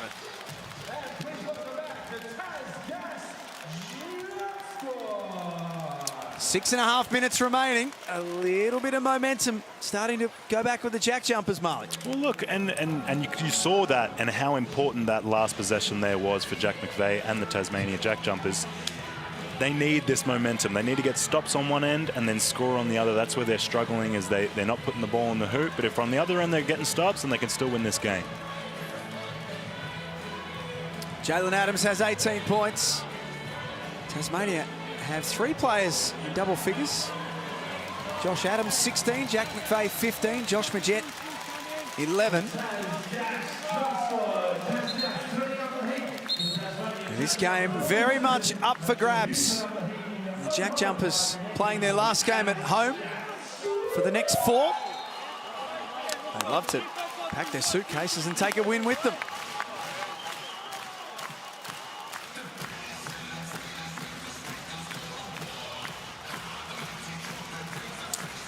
A big shout out to Latrobe Financial bringing us the sharp shot for this season. Marley, how do you think you'd go from full court for $100,000? I reckon I'd do all right, Jack, to be honest. I'd give it a crack, a red-hot crack at that. You're looking at me a little sideways there, Pete. You don't think I'm not going to? No, I was about to say 100K, man. You get more than that times double from Big Brother. So that's pocket change for you, mate. Adams fires away. Rebound, Jalen Adams. I just love the confidence. You're the only person in commentary this whole season that said, yeah, I'd give it a crack. I would, Jack. I love it. Why not? Sydney Kings, the first 9 games, averaged 77 points a game, and they're going to call an offensive foul here. Look, it looked like it was, but a lot of those you don't like because the bigs aren't really watching. Look at Terrell Martin. He's looking straight at Sean Bruce, and Josh Majette just stops because he was out of position. Swakala Bullock was going to let it fly. It is what it is. It's a good veteran move. It's the right call. And as I was saying, first 9 games, when the Kings struggled to find that consistency, averaged 77 points a game.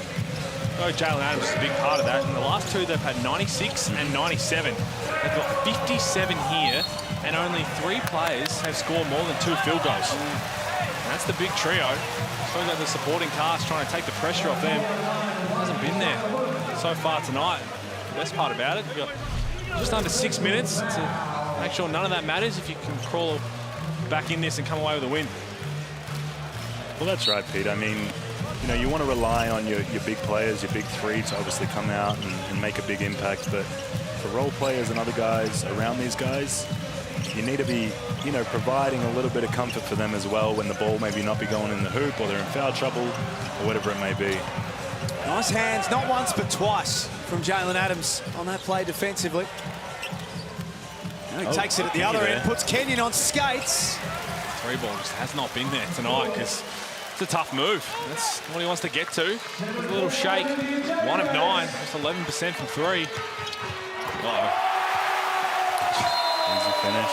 Look at the crowd. And there's that smile again, Pete. Well, it is, and I'll tell you what, it's just That's the best business decision from Jalen Adams because he jumped, didn't really have anything to do with the play, but the problem is the photographers are right underneath the hoop and it's going to look like he is completely in that poster. Yeah, that's tough for him. Have a look at Jalen Adams. This is a great angle here.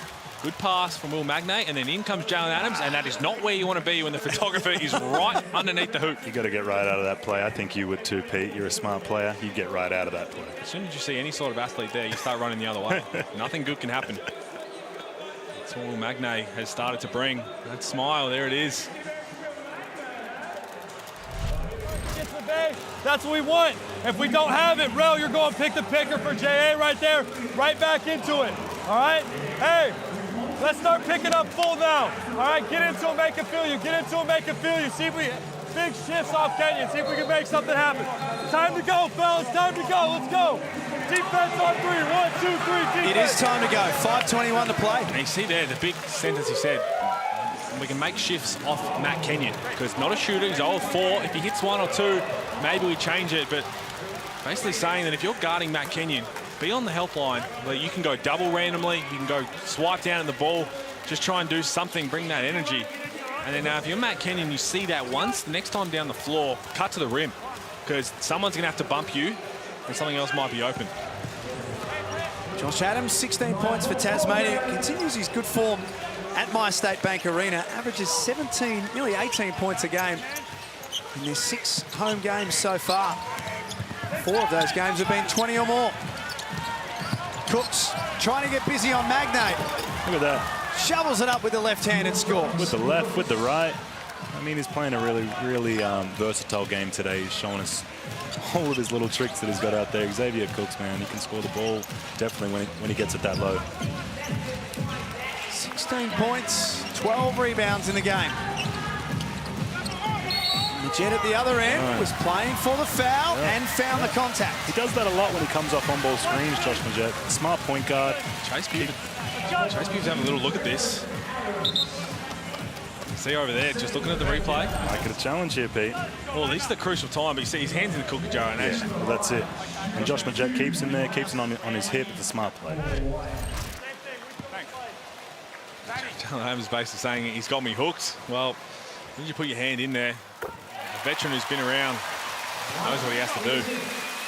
One shot. And Xavier Cooks, mentioning his game, 16 points, 12 rebounds. He only has 7 shots. He's been to the free throw line 4 times, but you don't want to put him out on the perimeter and say, go to ISO, but as you mentioned, throw it into the post a couple of times at the high post, around the MG logo. He can get to work. Unless it's Will Magnay who switches onto him, who maybe has the size to be able to keep him out of the post. Anyone else, you've got Jack McVeigh. Xavier Cook standing here on the 3-point line. That's not where he comes from with that. So right there, he's got to flash to the middle to the MG, catch it, and absolutely rip on Jack McVeigh, back him down. 1, he doesn't want to shoot that. That's why he travelled. And 2, just camping on the 3-point line means that Jack McVeigh can be an extra help defender. The Jet thought there was contact that time too. Officials let it go. Pulls up for 3. It's knocked out of bounds. Thought that went off Xavier there. Well, they dodged a bullet there because Josh Majette. Don't go under Josh Majette. The man coming up 8 of 11 from 3.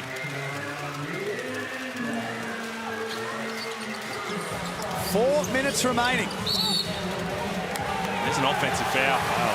Wow, that's a big call. Huge. That's frustrating for Jalen Adams because you could see Nico Fernandez was about to call a block. There was the contact, but nothing really happened with the play.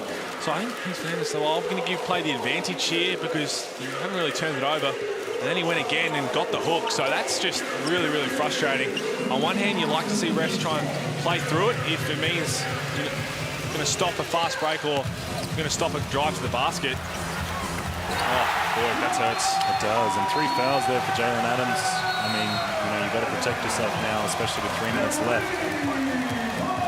Chase Buford not happy with the officiating. His biggest issue might be with the scoreboard right now. It's 71-59. This is getting away from the Kings.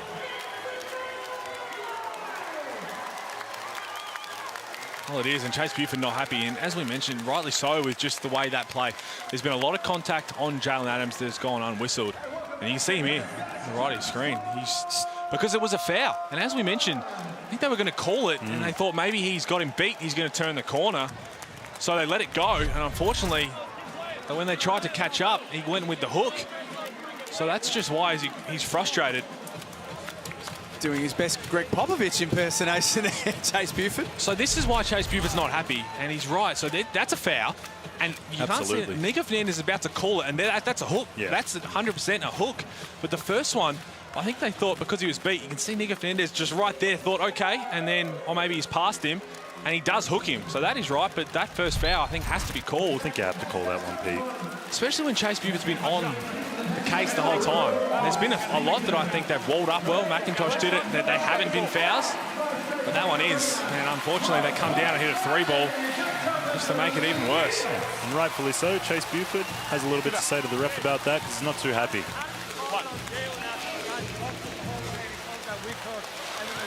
Push off right in front of him, and he doesn't see it.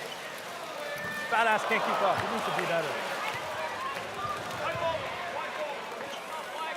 Signs of frustration for Chase Buford. Well, it is, and again, that frustration, a lot of it would be boiling over from having 59 points on the board and giving up 71. And they've shot 12 of 37 from 3, so always going to shoot over 10 threes a game. You're going to be in a position to win a lot of them. But he is frustrated. This is the hard thing with the Kings, isn't it? We see their best, and their best looks outstanding. Martin tees one up. Well, you combine that three-point shooting the JackJumpers with 3 of 22 from the Sydney Kings. That's tough, and as we said, yes, there has been some contact. There's been a lot of great defense from the JackJumpers, but a couple that Chase Buford's tried to latch onto to try and spark something in the team as well. Kenyon needs to kick it back out. McVeigh with one on the clock. Unsuccessful. Offensive rebound, Magnay. Eventually found its way to Kenyon. Offensive rebounds late, just deflate an opposing team. That's huge from Will. The Jet into the corner. Unsuccessful again. This time, Jarrell Martin comes up with the loose ball. Sydney needs to make something happen. And one. There it goes. They could do a lot worse than play through Jarrell Martin right now. That's it, and that's where what Pete was talking about earlier, you know, when Chase Buford's on the refs, they're looking out for contact now, right?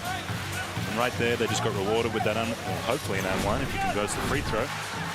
That's right, and the Sydney Kings, and Chase Buford's been holding the refs the whole night, but especially now, he's had his spray, he got teed up, so now you've got to put your head down. Don't settle for the 3-ball. Well, it hasn't been dropping, so don't settle for that right now anyway. But put your head down, put the refs in that position to think, okay, let's have a real look at this contact, see if it's legal or not. And still got a ball game here. There we go. Gets it back to 9. 2.5 minutes left. That's enough time. That's enough time, Jack. JackJumpers almost gave it up. Adams for Magnay. Gets up for the flush. Sold out crowd at My State Bank Arena. They are loving this right now. They are. They're feeding off the energy of the crowd, as you can see. Oh, nice little finish there. Not to be outdone, Xavier Cooks comes up with a big bucket. Silences that crowd and silences me as well. He's been outstanding. 18 points on just 8 shots, 13 rebounds. And that's tough. Jack McVeigh, you live with that. Fade away from Xavier Cooks in the post. JackJumpers wind that shot clock down again. You have to at this point. Adams from the free throw line draws fresh air. That's what it's... I mean, look at that. He's hanging off the rim. He's happy. He's smiling again just for you, Pete. Isn't that a great thing to see? It is. Nice. He loves the weather in Tasmania. Must.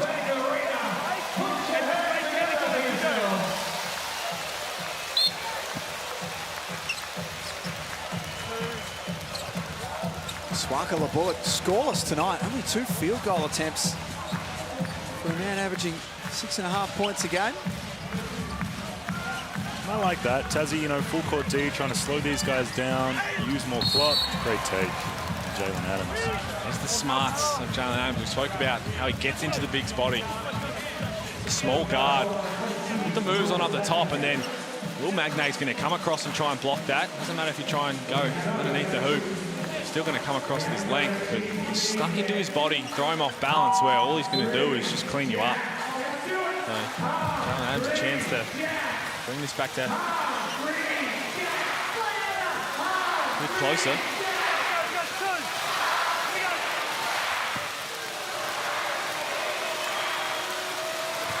Averaging 20 points a game across the season. Makes that 19. Oh. That poor kid, I'm telling you. He just wants those cheesy bees, man. Oh, Stewie's going to have to give him a cheesy bee. Stewie is going to have to go find him after it. Give him a cheesy bee on the way home. That's 20. Kings looking for a stop. Soft double there, trying to get it out of Josh Majet's hands.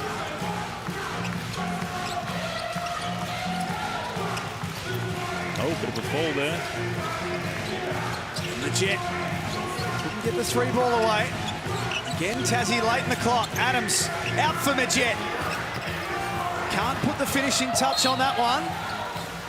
Sydney get the ball back, 1 minute and 8 seconds left. Might get just automatically looked at. So Jack is calling for a challenge, but under 2 minutes they might. Yeah, so they're going to have a look at this anyway. Don't you burn a challenge.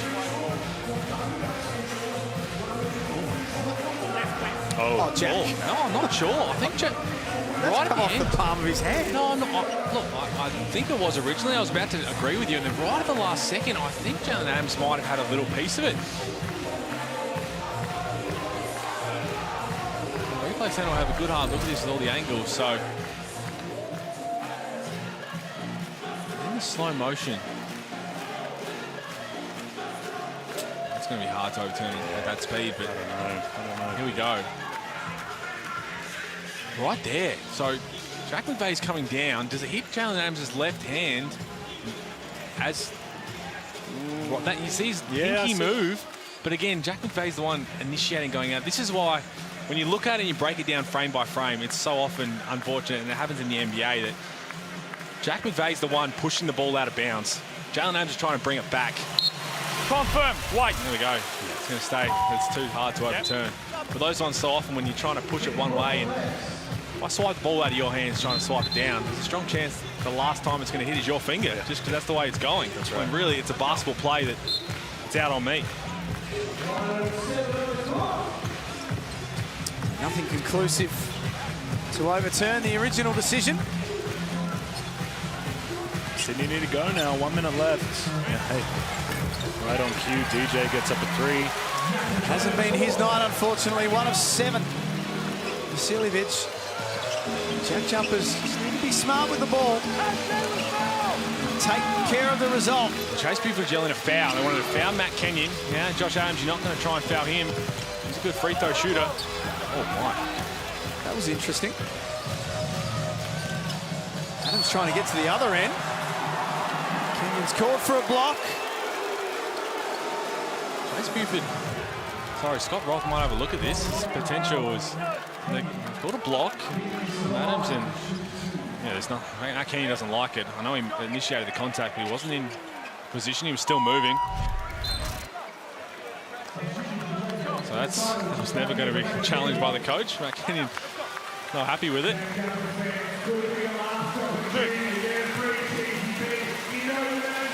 Scott Roth was pumping his fists and saluting the crowd.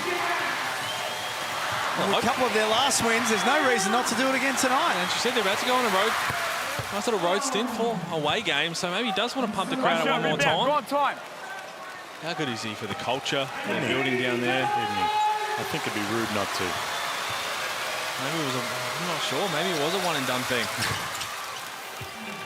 He got. Here's the JackJumpers next 4. It's a tough stretch. Very tough. All those teams are tough to play, especially in their venues. That's Buford yelling a foul, and finally sends Josh Majet to the line. They've been playing some good basketball. Yep. Now this round they're going to be 3 on the trot. And they had to. It was so important for them to come into this stretch of tough away games here. You know, with some confidence behind them, with some momentum behind them, to give them a chance at, hopefully getting a couple wins away. Look, we talk about the teams who are going to contend for a title, and people have said the Kings now when they get back on track. And you know what, Tasmania, where they are on the ladder and how they've found at the start of the season, you want to play your best basketball every night. Sometimes you just might be outclassed in certain games, but what you can do, you can bother teams that are potentially more talented, and if you bother them enough where they have a poor shooting night, like tonight where the Kings are 3 of 23 from 3, can you capitalise on that? The Adelaide 36ers against Melbourne United. If you continue to play solid basketball, you come up against a team that's expected to win and they have a poor night, can you capitalise on it? And the Jack Jumpers have done just that. So all the credit to them. Absolutely. Remain disciplined throughout the whole game, I feel. You know, we thought they might have fallen off in maybe the second half or fallen off in the fourth quarter, but they've stuck down, remain disciplined, taking good shots down the other end and getting stops when they need it. I mean, the big story that we keep talking about the Kings, their woes shooting the ball, but it's been that supporting cast, not necessarily putting up big numbers, but taking the pressure off Jalen Adams, who's 6 of 19, Jarrell Martin, who's 4 of 13. Vasiljevic, only 5 points of 1 of 7. Angus Glover had 2 points. Swakala Bullock didn't score the ball. I'll tell you what, the one last thing the Nest needs and the Jack Jumpers fans is burgers. And where is the little fella? Because he's hanging out all night. There he is. Look at him. Come on. Cooks, Xavier Cooks is a tremendous bloke. And if he has any sort of heart in him, I think you should give him some cheesy bees for the night. You've never seen a young man who wants to have a cheesy bees more than that kid. Look at him. There was a kid in Adelaide. There was a couple of kids in Adelaide, but I tell you what, he's going to have to get in line before Peter Siddle. She wants some burgers too. It's not a nice feeling. There it is. They're going to get the burgers. How good is that? I think he's happier with that than the Jack Jumpers win, the young fella. Come on, Mum. Give him yours as well. The code word is alley for Tassie basketball fans. A couple cheesy bees and Jack McVeigh's excited about it. He might grab himself one on the way home as well. I think he would. I tell you what. I think he deserves it. They should have an energy off between Jack McVeigh and Scott Roth. I honestly don't know who would win. These two energy machines. Definitely. Just a back and forth, a bit of flexing and screaming. This is a massive win. Huge. For Tasmania, for the fans who have to go watch from a screen for a little bit, unless they make the travel, which would always be great. The Jack Jumpers love to see them, but the way they've gone about it, it's the physicality, the energy. Yes, they might have got away with a little bit at times on the defensive end, but ultimately you've got to capitalise. As we said, they've done that. They've been outstanding, and it's been a team effort. The Jet's done his thing, 18 points. McVeigh's had 16, Adams 16, Magno was excellent. Everybody else just chipped in here or there on the defensive end. And another sold-out crowd at My State Bank Arena is going to be able to celebrate in style. Some late free throws here for Sydney.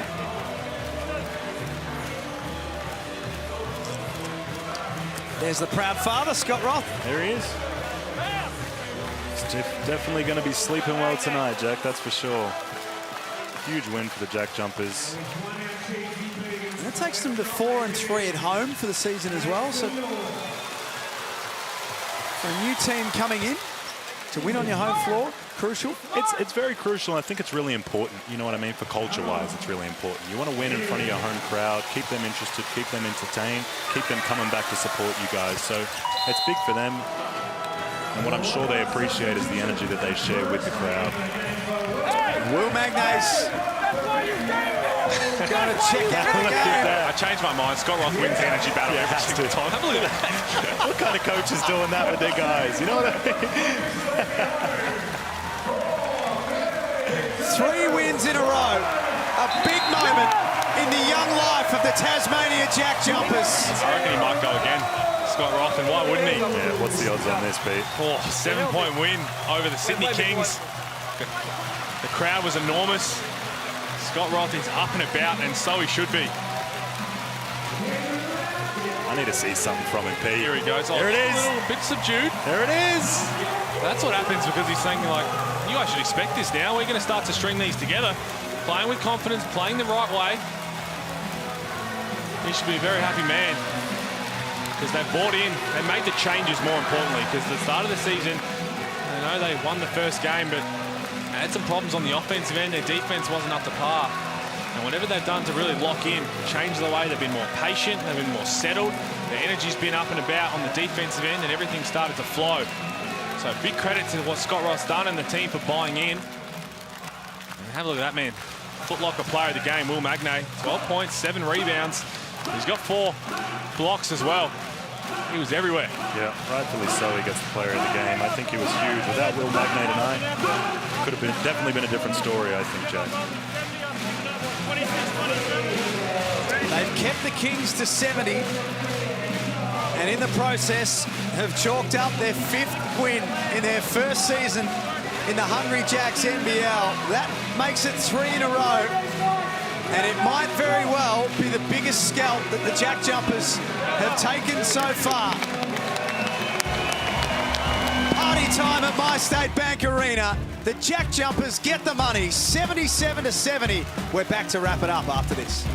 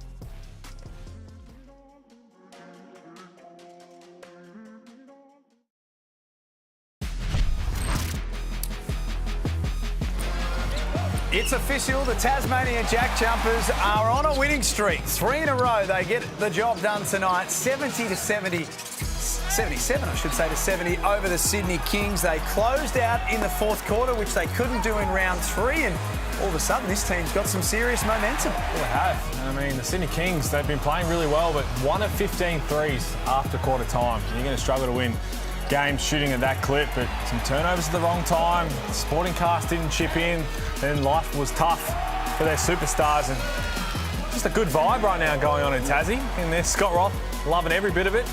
How can they carry that on a road trip? Jalen Adams was the man, 24 points to go with the 4 rebounds, 4 assists. Xavier Cooks with a double-double, and Josh Majette, Jack McVeigh, they chipped in. Jalen Adams was there. Will Magnay was our footlocker player of the game. He was outstanding. Really good team effort, and now they just keep building. Just one game at a time, try and steal one on the road, see what can happen. And Marley, as you would hope with a team in their first year, as Pete said, they are getting better with every performance, Tasmania. Definitely, and that's all you want to show to, your crowd, to your team, to the GM, to your coach, that you're buying in and you want to improve every single day of practice and have that translate to games. And we're clearly seeing that with their winning streak and with this huge win for them tonight. It's going to get tough for them. The next 4 games are on the road, but they are evolving. They're getting better, as we mentioned, all the time. And the spread, Pete, I think early in the season we saw a large portion of the shots coming from Josh Majette and Josh Adams, but things are changing. There's more options out there for them. Well, there is. I mean, those two are still going to lead the charge, but Jack McVeigh's knocking down shots again, which takes pressure. It's the shot selection. They've been a lot more patient. They're not forcing as much. They're not taking as many bad shots. Granted, they still took a couple of bad shots here and there, but ultimately they're getting the ball through hands. Their superstars are making the plays, and other guys are chiming in. Matt Keenan's not going to shoot 10 shots a game. Sam McDaniel's not going to come off the bench and shoot 10 shots a game. Their role clarity's there now, and everything else is working out. This one's going to be fun for Jack Jumpers fans as we take a look at the ladder, and you can see what this win does. They're 5th. They're knocking on the door of the playoffs right now. Who would, and coming into this year, you know, in this season, who would have thought that we'd see them at 5th right now? You know, and it's a credit to the way they've been playing, the style of basketball they've been playing, and to touch on what you were talking about, Pete, just with the way they're shooting and their shot selection, I think it's huge, and we can see it translate into wins. Here's what we've got coming up tomorrow night. Brisbane and Cairns first up, and then what about this one for a cracker? Saturday night at John Cain Arena, South East Melbourne taking on the Perth Wildcats. 2 teams heavily entrenched inside the top 4. It's been a massive night for the Jack Jumpers. We can't wait to be back with you tomorrow afternoon for a Saturday doubleheader. On behalf of Stewie, Hools, Marley, and our outstanding teams behind the scenes, thanks for being with us. We'll see you tomorrow night in the Hungry Jacks NBL.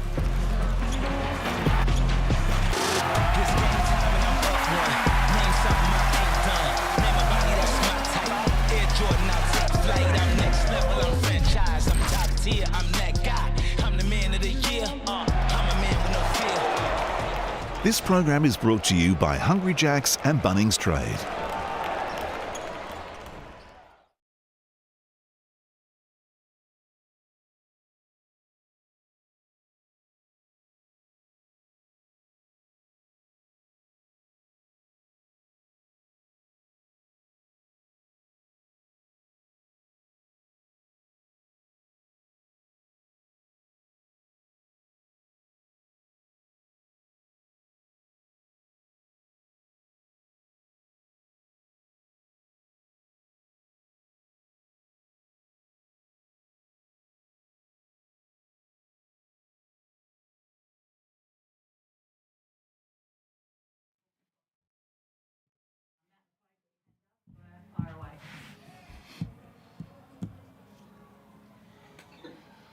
Yeah, thanks.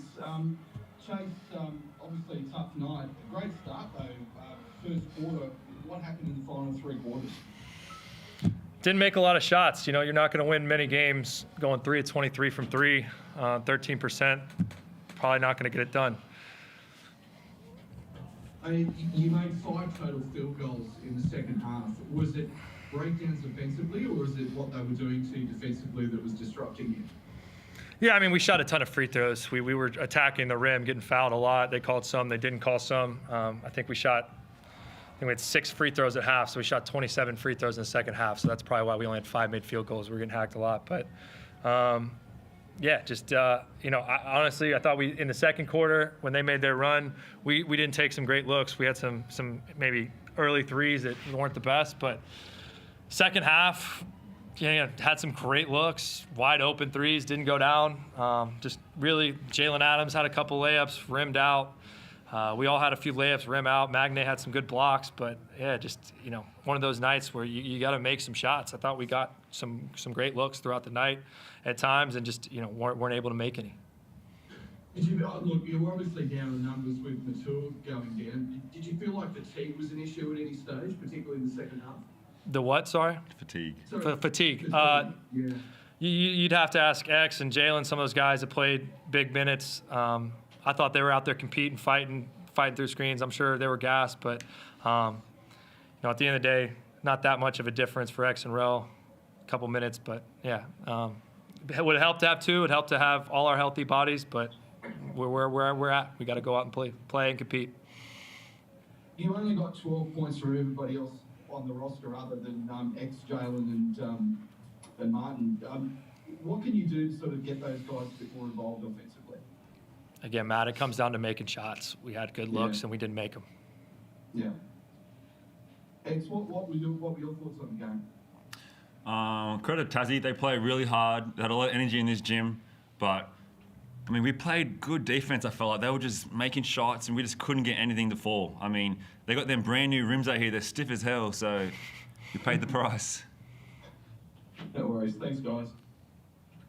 Sorry, guys. Can I just remind you to keep your microphone on mute when they're answering the questions? Just getting a bit of reverb. Thank you.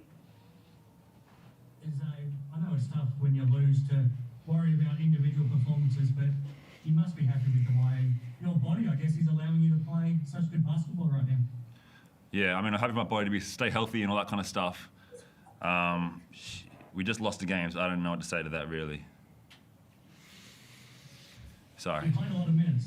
Are you feeling pretty good, though, and looking forward to bouncing back on Sunday? Yeah, the body feels good. That's a good thing about the league. We get to bounce back in 2 days, so we start the recovery now and get ready for New Zealand. They're a good team. They had a good win the other day, so yeah. And Chase, you touched on it before, but your defense was pretty good. I think you would have taken holding them to 77 points. Is it, like you said, is it as simple as your shots just didn't fall and that was the biggest difference? Yeah, obviously we let them get going in the second quarter with a couple looks, some threes in transition, a couple threes in the half court, and obviously that second quarter run was really all they needed.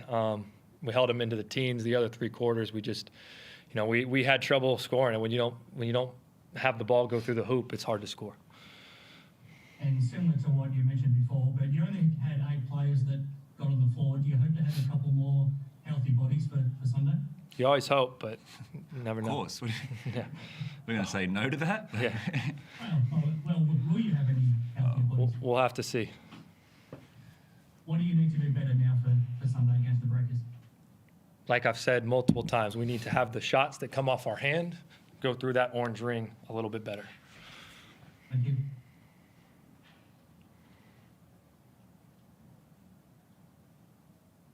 Scared them off now. Everyone's good?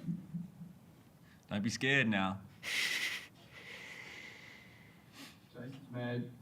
No, I'm fine. Honestly, again, like I said, I thought I'm proud of the way our guys competed. We kept going, even when things were rough late. We kept fighting, kept attacking. Yeah, just didn't quite make enough shots tonight.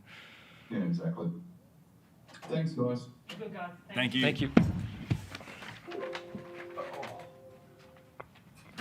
Thank you. Out the door. Yep. Straight out the door. Stand by, we can't be on. Yep.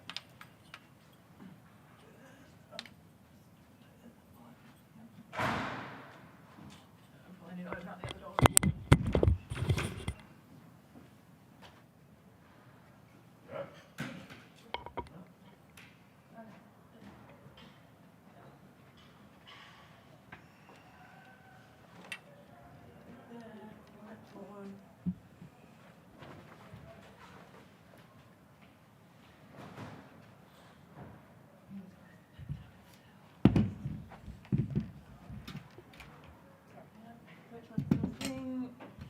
Beautiful, love it. It's a little wonky donkey, this one. It's just How do you do that? the poles twist a bit. Just hold your end still. Yeah. Yeah. What is that? Magic.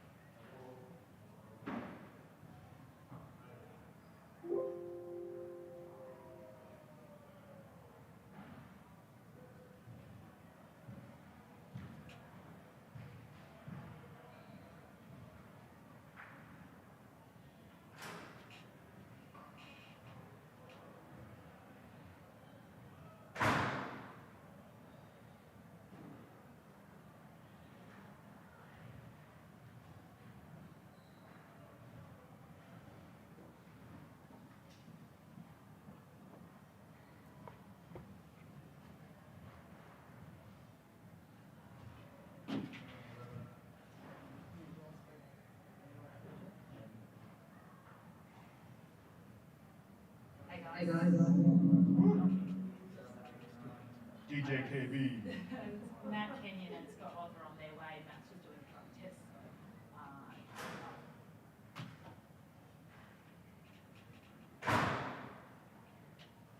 That was Curtis doing 3.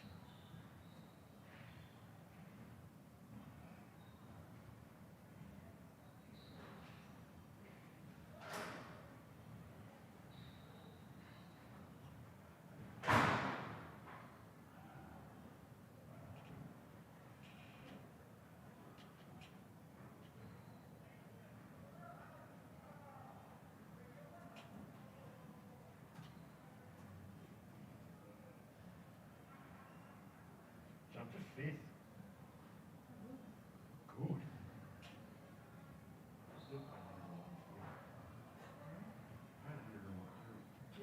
I can't bet on them. They were 280 today. Yeah.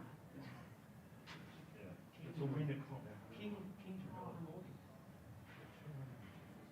Sports bet out of 250. Just for today? No, that was after.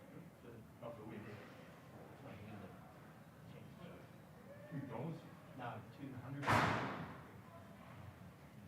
Jeez, just chuck 100. 280 today. Kings were $1.40.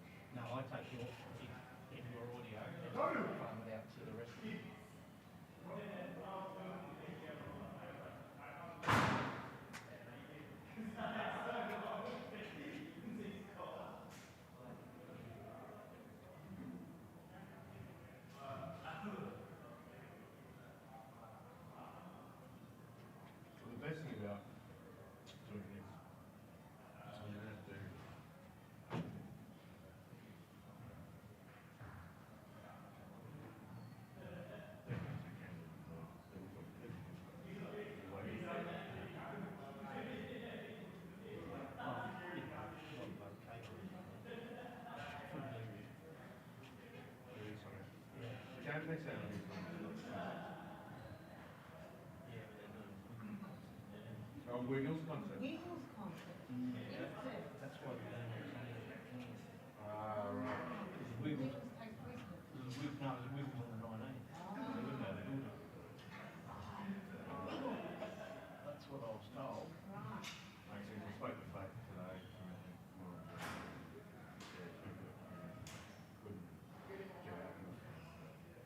Yeah, that's what it is. Turn around, she came to bring you back to.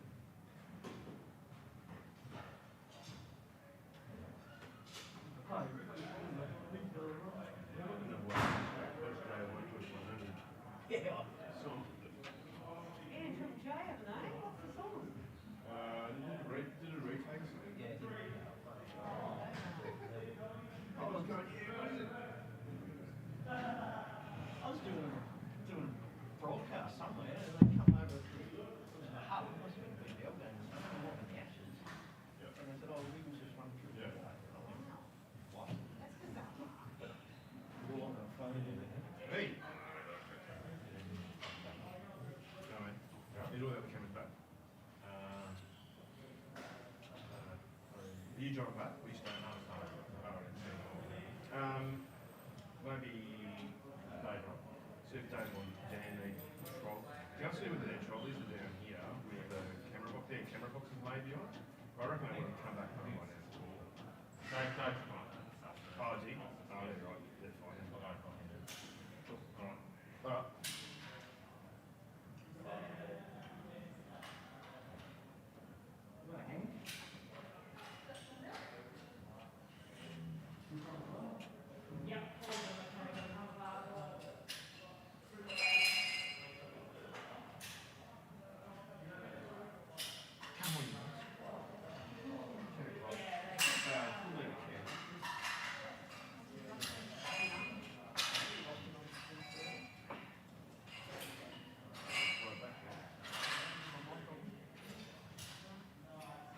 Actually, great. They play 5 hour travel.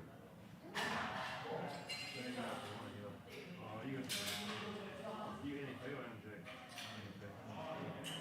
The E-band play 4. OMG play 5. We told them. Oh, is there?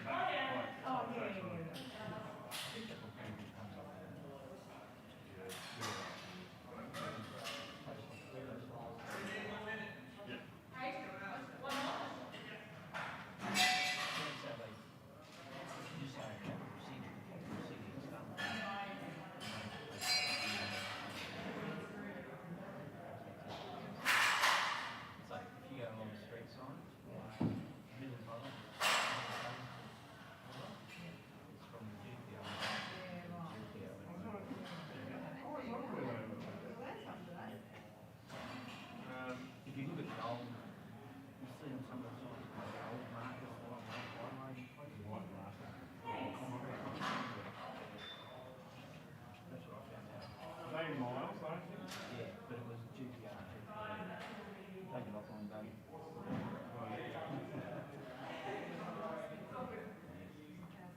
Thanks, my boy.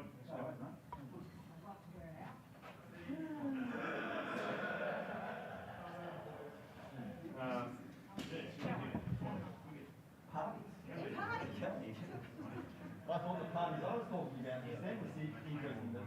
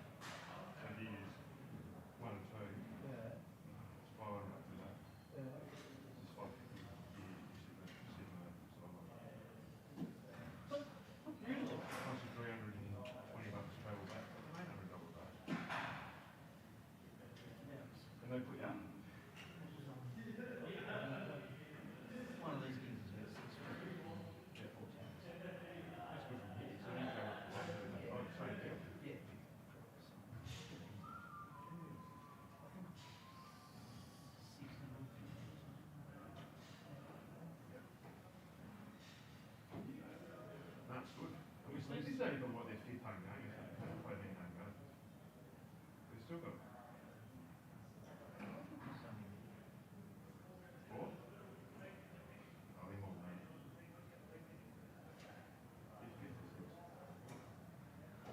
There's one off and two. I don't know. And that was a breakers game. BBL. No, that's right. Boxing Day one. I couldn't. I did half a day. That's right. So the game had 28 in the first. We got.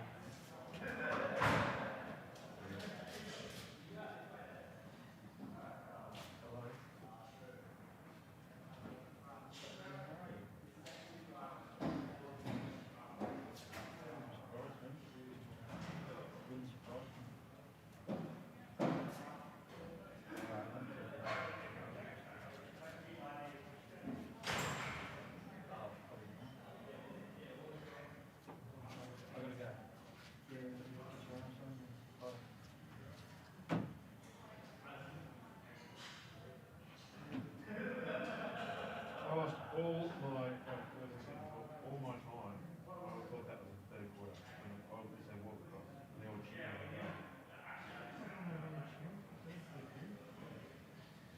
You blacked out and lost the whole point. You listen to him. Yeah. So where are you on those extra matches now? You away? Singapore. That's good. Oh, it was ridiculous from here to there. What's the go when you come back here? Straight back? Nothing. When we go to Singapore, we go take a PCR test when we get there. Yep. And we can't get leave the hotel until that result gets back. And after that, we can do everywhere. Yeah. And we reckon we'll have to go to hotel course and that's it. Yeah. So when we come back, Double back. that's it. I want to come back to Melbourne today. You walking to You guys? Oh, yeah, Thank you. good. Thanks very much. The media, is it already No, we haven't done it yet. The meeting of the what's up? the King's media wall that we? Oh, no, yeah, that's, Oh, just outside. that was just just around the there. corner. Oh, Sorry. What did we bring it back in?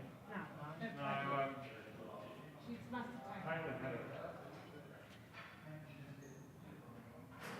I'll find audio here.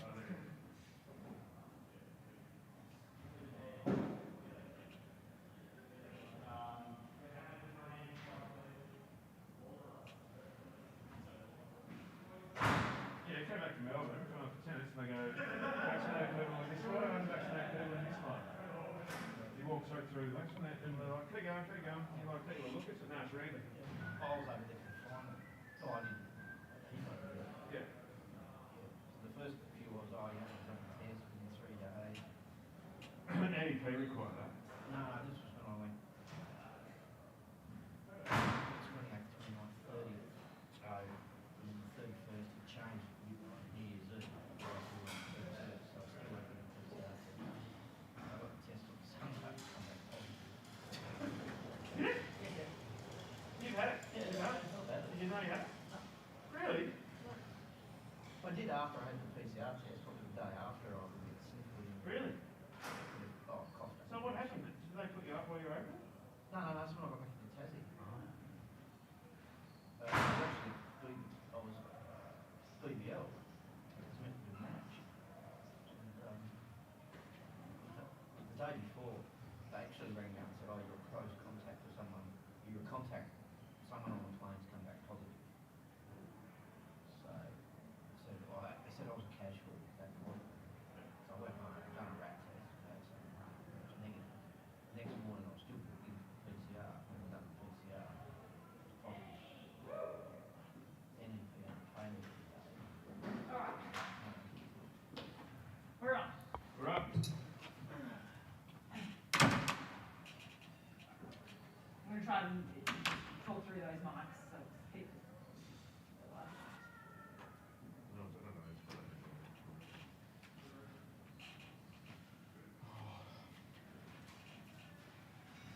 Amen.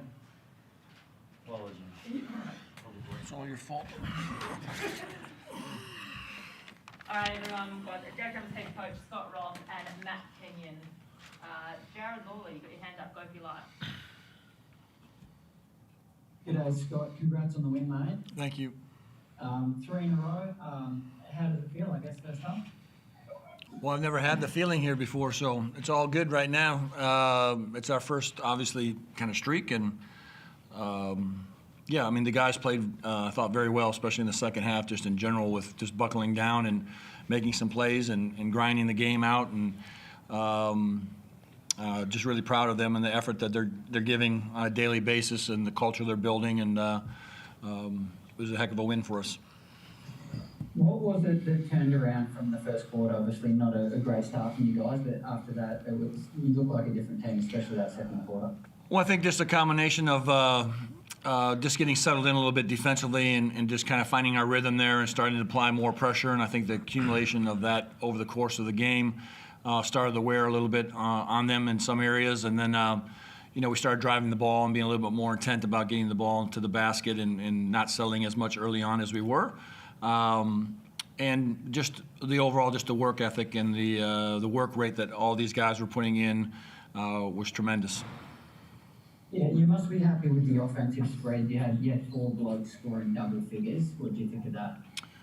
Yeah, listen, we're kind of living in this world that I was hoping we would live in, with holding teams in somewhere in the 70s and us getting closer to the 80-point mark. And they continue to improve in areas offensively. We still have a long, long way to go there. But we seem to leave a little more settled and a little bit more structured and knew where the shots were, for the most part, coming from. And that gave us a chance to, get back in transition and also get some offensive rebounds and just be scrappy in those areas. So it's a work in progress, like I've said, for the last 3 or 4 weeks, and there's some good signs there. Yeah, you've been preaching about Jack McVeigh getting more shots lately, and he happened to do that tonight. He had 17-8. You must be thrilled with sort of how he's come along the last couple of games and what he's producing for you guys. Yeah, I mean, this is, kind of what I envisioned him doing as a 4 and stretching the floor. And I think us just being more focused offensively to make sure that he was getting shots and using him in some different ways helped him build his confidence up. And, once he sees the ball going in, like I said, he's probably our best just pure knockdown shooter, him and Clinton. When the ball starts to go in for those guys, it's obviously a great thing for us just because the spacing opens up for J.A. and other guys like Jet to drive it in there and Magna get on the glass. So kudos to him and the work he's put in with the staff. As always, we talk about the team's defense. You held Jalen Adams to 6 of 19 and Jarrell Martin to 4 of 13. What did you make of the team's defensive efforts tonight? Well, I think we had 36 points. We held them in the second half, and 21 of those actually came from the foul line. So we need a few things to be cleaned up and be a little sharper there. But, we just have guys that just buckle down, and I'm fairly demanding in a lot of areas, and I hold these guys very accountable to what they're doing. And the guy next to me just really just locked in and just, had the moment to just go after Jalen Adams and just kind of just stay on him and be around him and frustrate him maybe a little bit and just speed him up. And then our bigs did a good job with Martin also. So that's accumulation of everything. Sam McDaniel now coming off the bench, his minutes are hugely important to give guys relief and go play defense. And everyone's kind of fitting in, I think, into their roles, which is hugely important with 15 new guys. I think they all know what the expectation is from myself. But they also have figured out what's important to the team and how can they effectively help this team win on a nightly basis. Absolutely. Thanks, Scott. Matt, one for you, mate. Congrats on the win. Appreciate it. You've won 3 in a row now, mate. What's the atmosphere like around the team, and how did you guys feel after the game? Yeah, obviously we feel really good. It's the first streak in JackJumpers history, so we're all really happy with that, but we're not content. We know we have a big game on Sunday against Melbourne going into a hostile environment, so we're looking forward to that, and it's just it's another game, another win, and then we move on. But yeah, it feels really good. I love playing with this group. It's a great group of guys. We have a good culture, so yeah, it feels good. Absolutely. And for you personally, mate, obviously moved into the starting role some time ago now. How does it feel to you to have the trust and faith from Scott and the rest of the coaches, and how have you enjoyed the role as starter? Yeah, I mean, it obviously feels good whether you're coming off the bench or starting. My job is my job, and I need to do that. But obviously, it helps a little bit starting. You know, you're a little bit warmer to start off the game, whatever. But yeah, whatever I'm needed to do, I'm going to do, whether it's starting or off the bench. But yeah, it's been good to start, and yeah. Awesome. That's all from me, guys. Awesome win. Congrats. Thank you. And Matt, just following on from that, I mean, a lot of the other guys picked up the scoring load, but you played a big role in the win with your defence. Obviously, Jalen Adams has been in amazing form and started this game really well, but you must have been delighted with what you're able to hold him to in the last 3 quarters. Yeah, I mean, he got going early, and I wasn't too happy with my defence, to be honest. That's my job, to stop the best guy on the team, and Jalen Adams is a really good player. He's a tough guard. So I had to change a few things, get up in him, make him a little uncomfortable, and all the guys supported me. Mags really had my back in the paint, blocking shots. So, yeah, Jalen Adams is a tough cover, but yeah, I was happy with what I got done. Nice warm-up for your likely matchup on Chris Golding on Sunday. Yeah, another great shooter, another great player in this league. It's really enjoyable going up against all these guys. Yeah, it's going to be a tough matchup on Sunday, and I look forward to it. Around this time last year, you were playing or captaining that Boomers team up in Townsville, hoping for an NBL chance. Now you're starting on a team that's on a winning streak. It must be everything that you hoped for over the past 12 months. Yeah, I just kept chipping away, really. That's what basketball is. It's a roller coaster, a lot of ups and downs, and I'm happy to be where I am now. Still got a long way to go in my career, but I'm happy to be where I am, and I'm happy to be a jack jumper. It's really exciting times here in Tasmania. Scott, looking forward to the challenge of Melbourne now on Sunday and starting a road trip. Yeah, I think it's going to be good for us just to get on the road a little bit and continue to bond and build culture as we travel and start to play in some of these hostile environments that we're going to be going into. It's a good character builder for us to see what we can do. I'm looking forward to playing everybody. It doesn't matter where or when or how. You prepare yourself, you do the work, and these guys will be prepared to play on Sunday, and we'll just see how it goes, and we'll get some rest this evening and tomorrow and just kind of regroup and we'll lock into those guys and just go from there. Thanks, guys. Yep.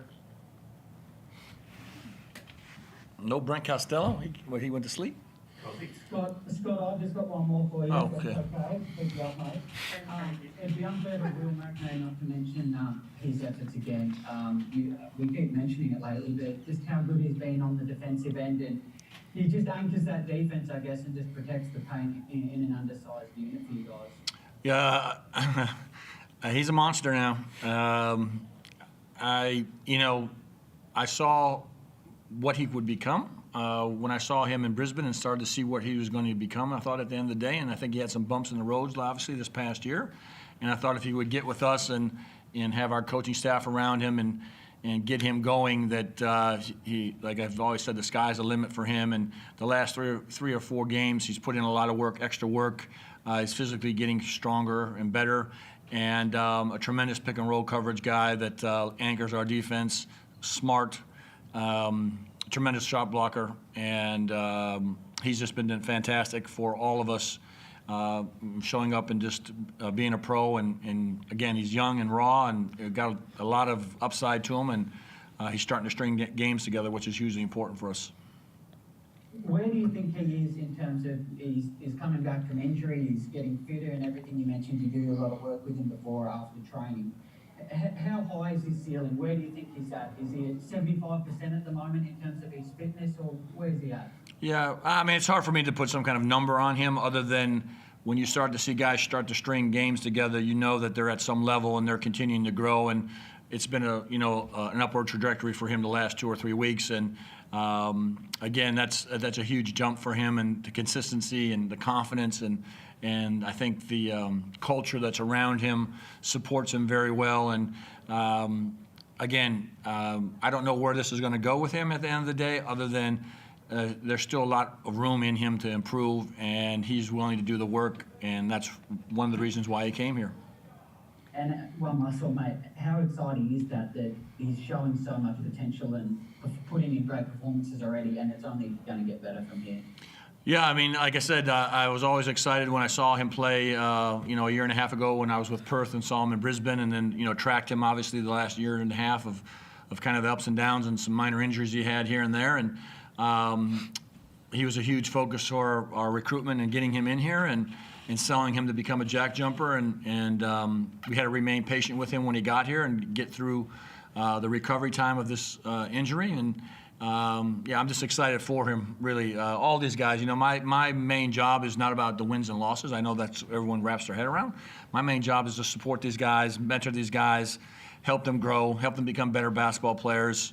That's really how I see my role here with the group. Again, I try to stay out of the way as much as I can and let them do their thing, but the growth and the mentorship and my experience hopefully is passed on to these guys and they take it and go.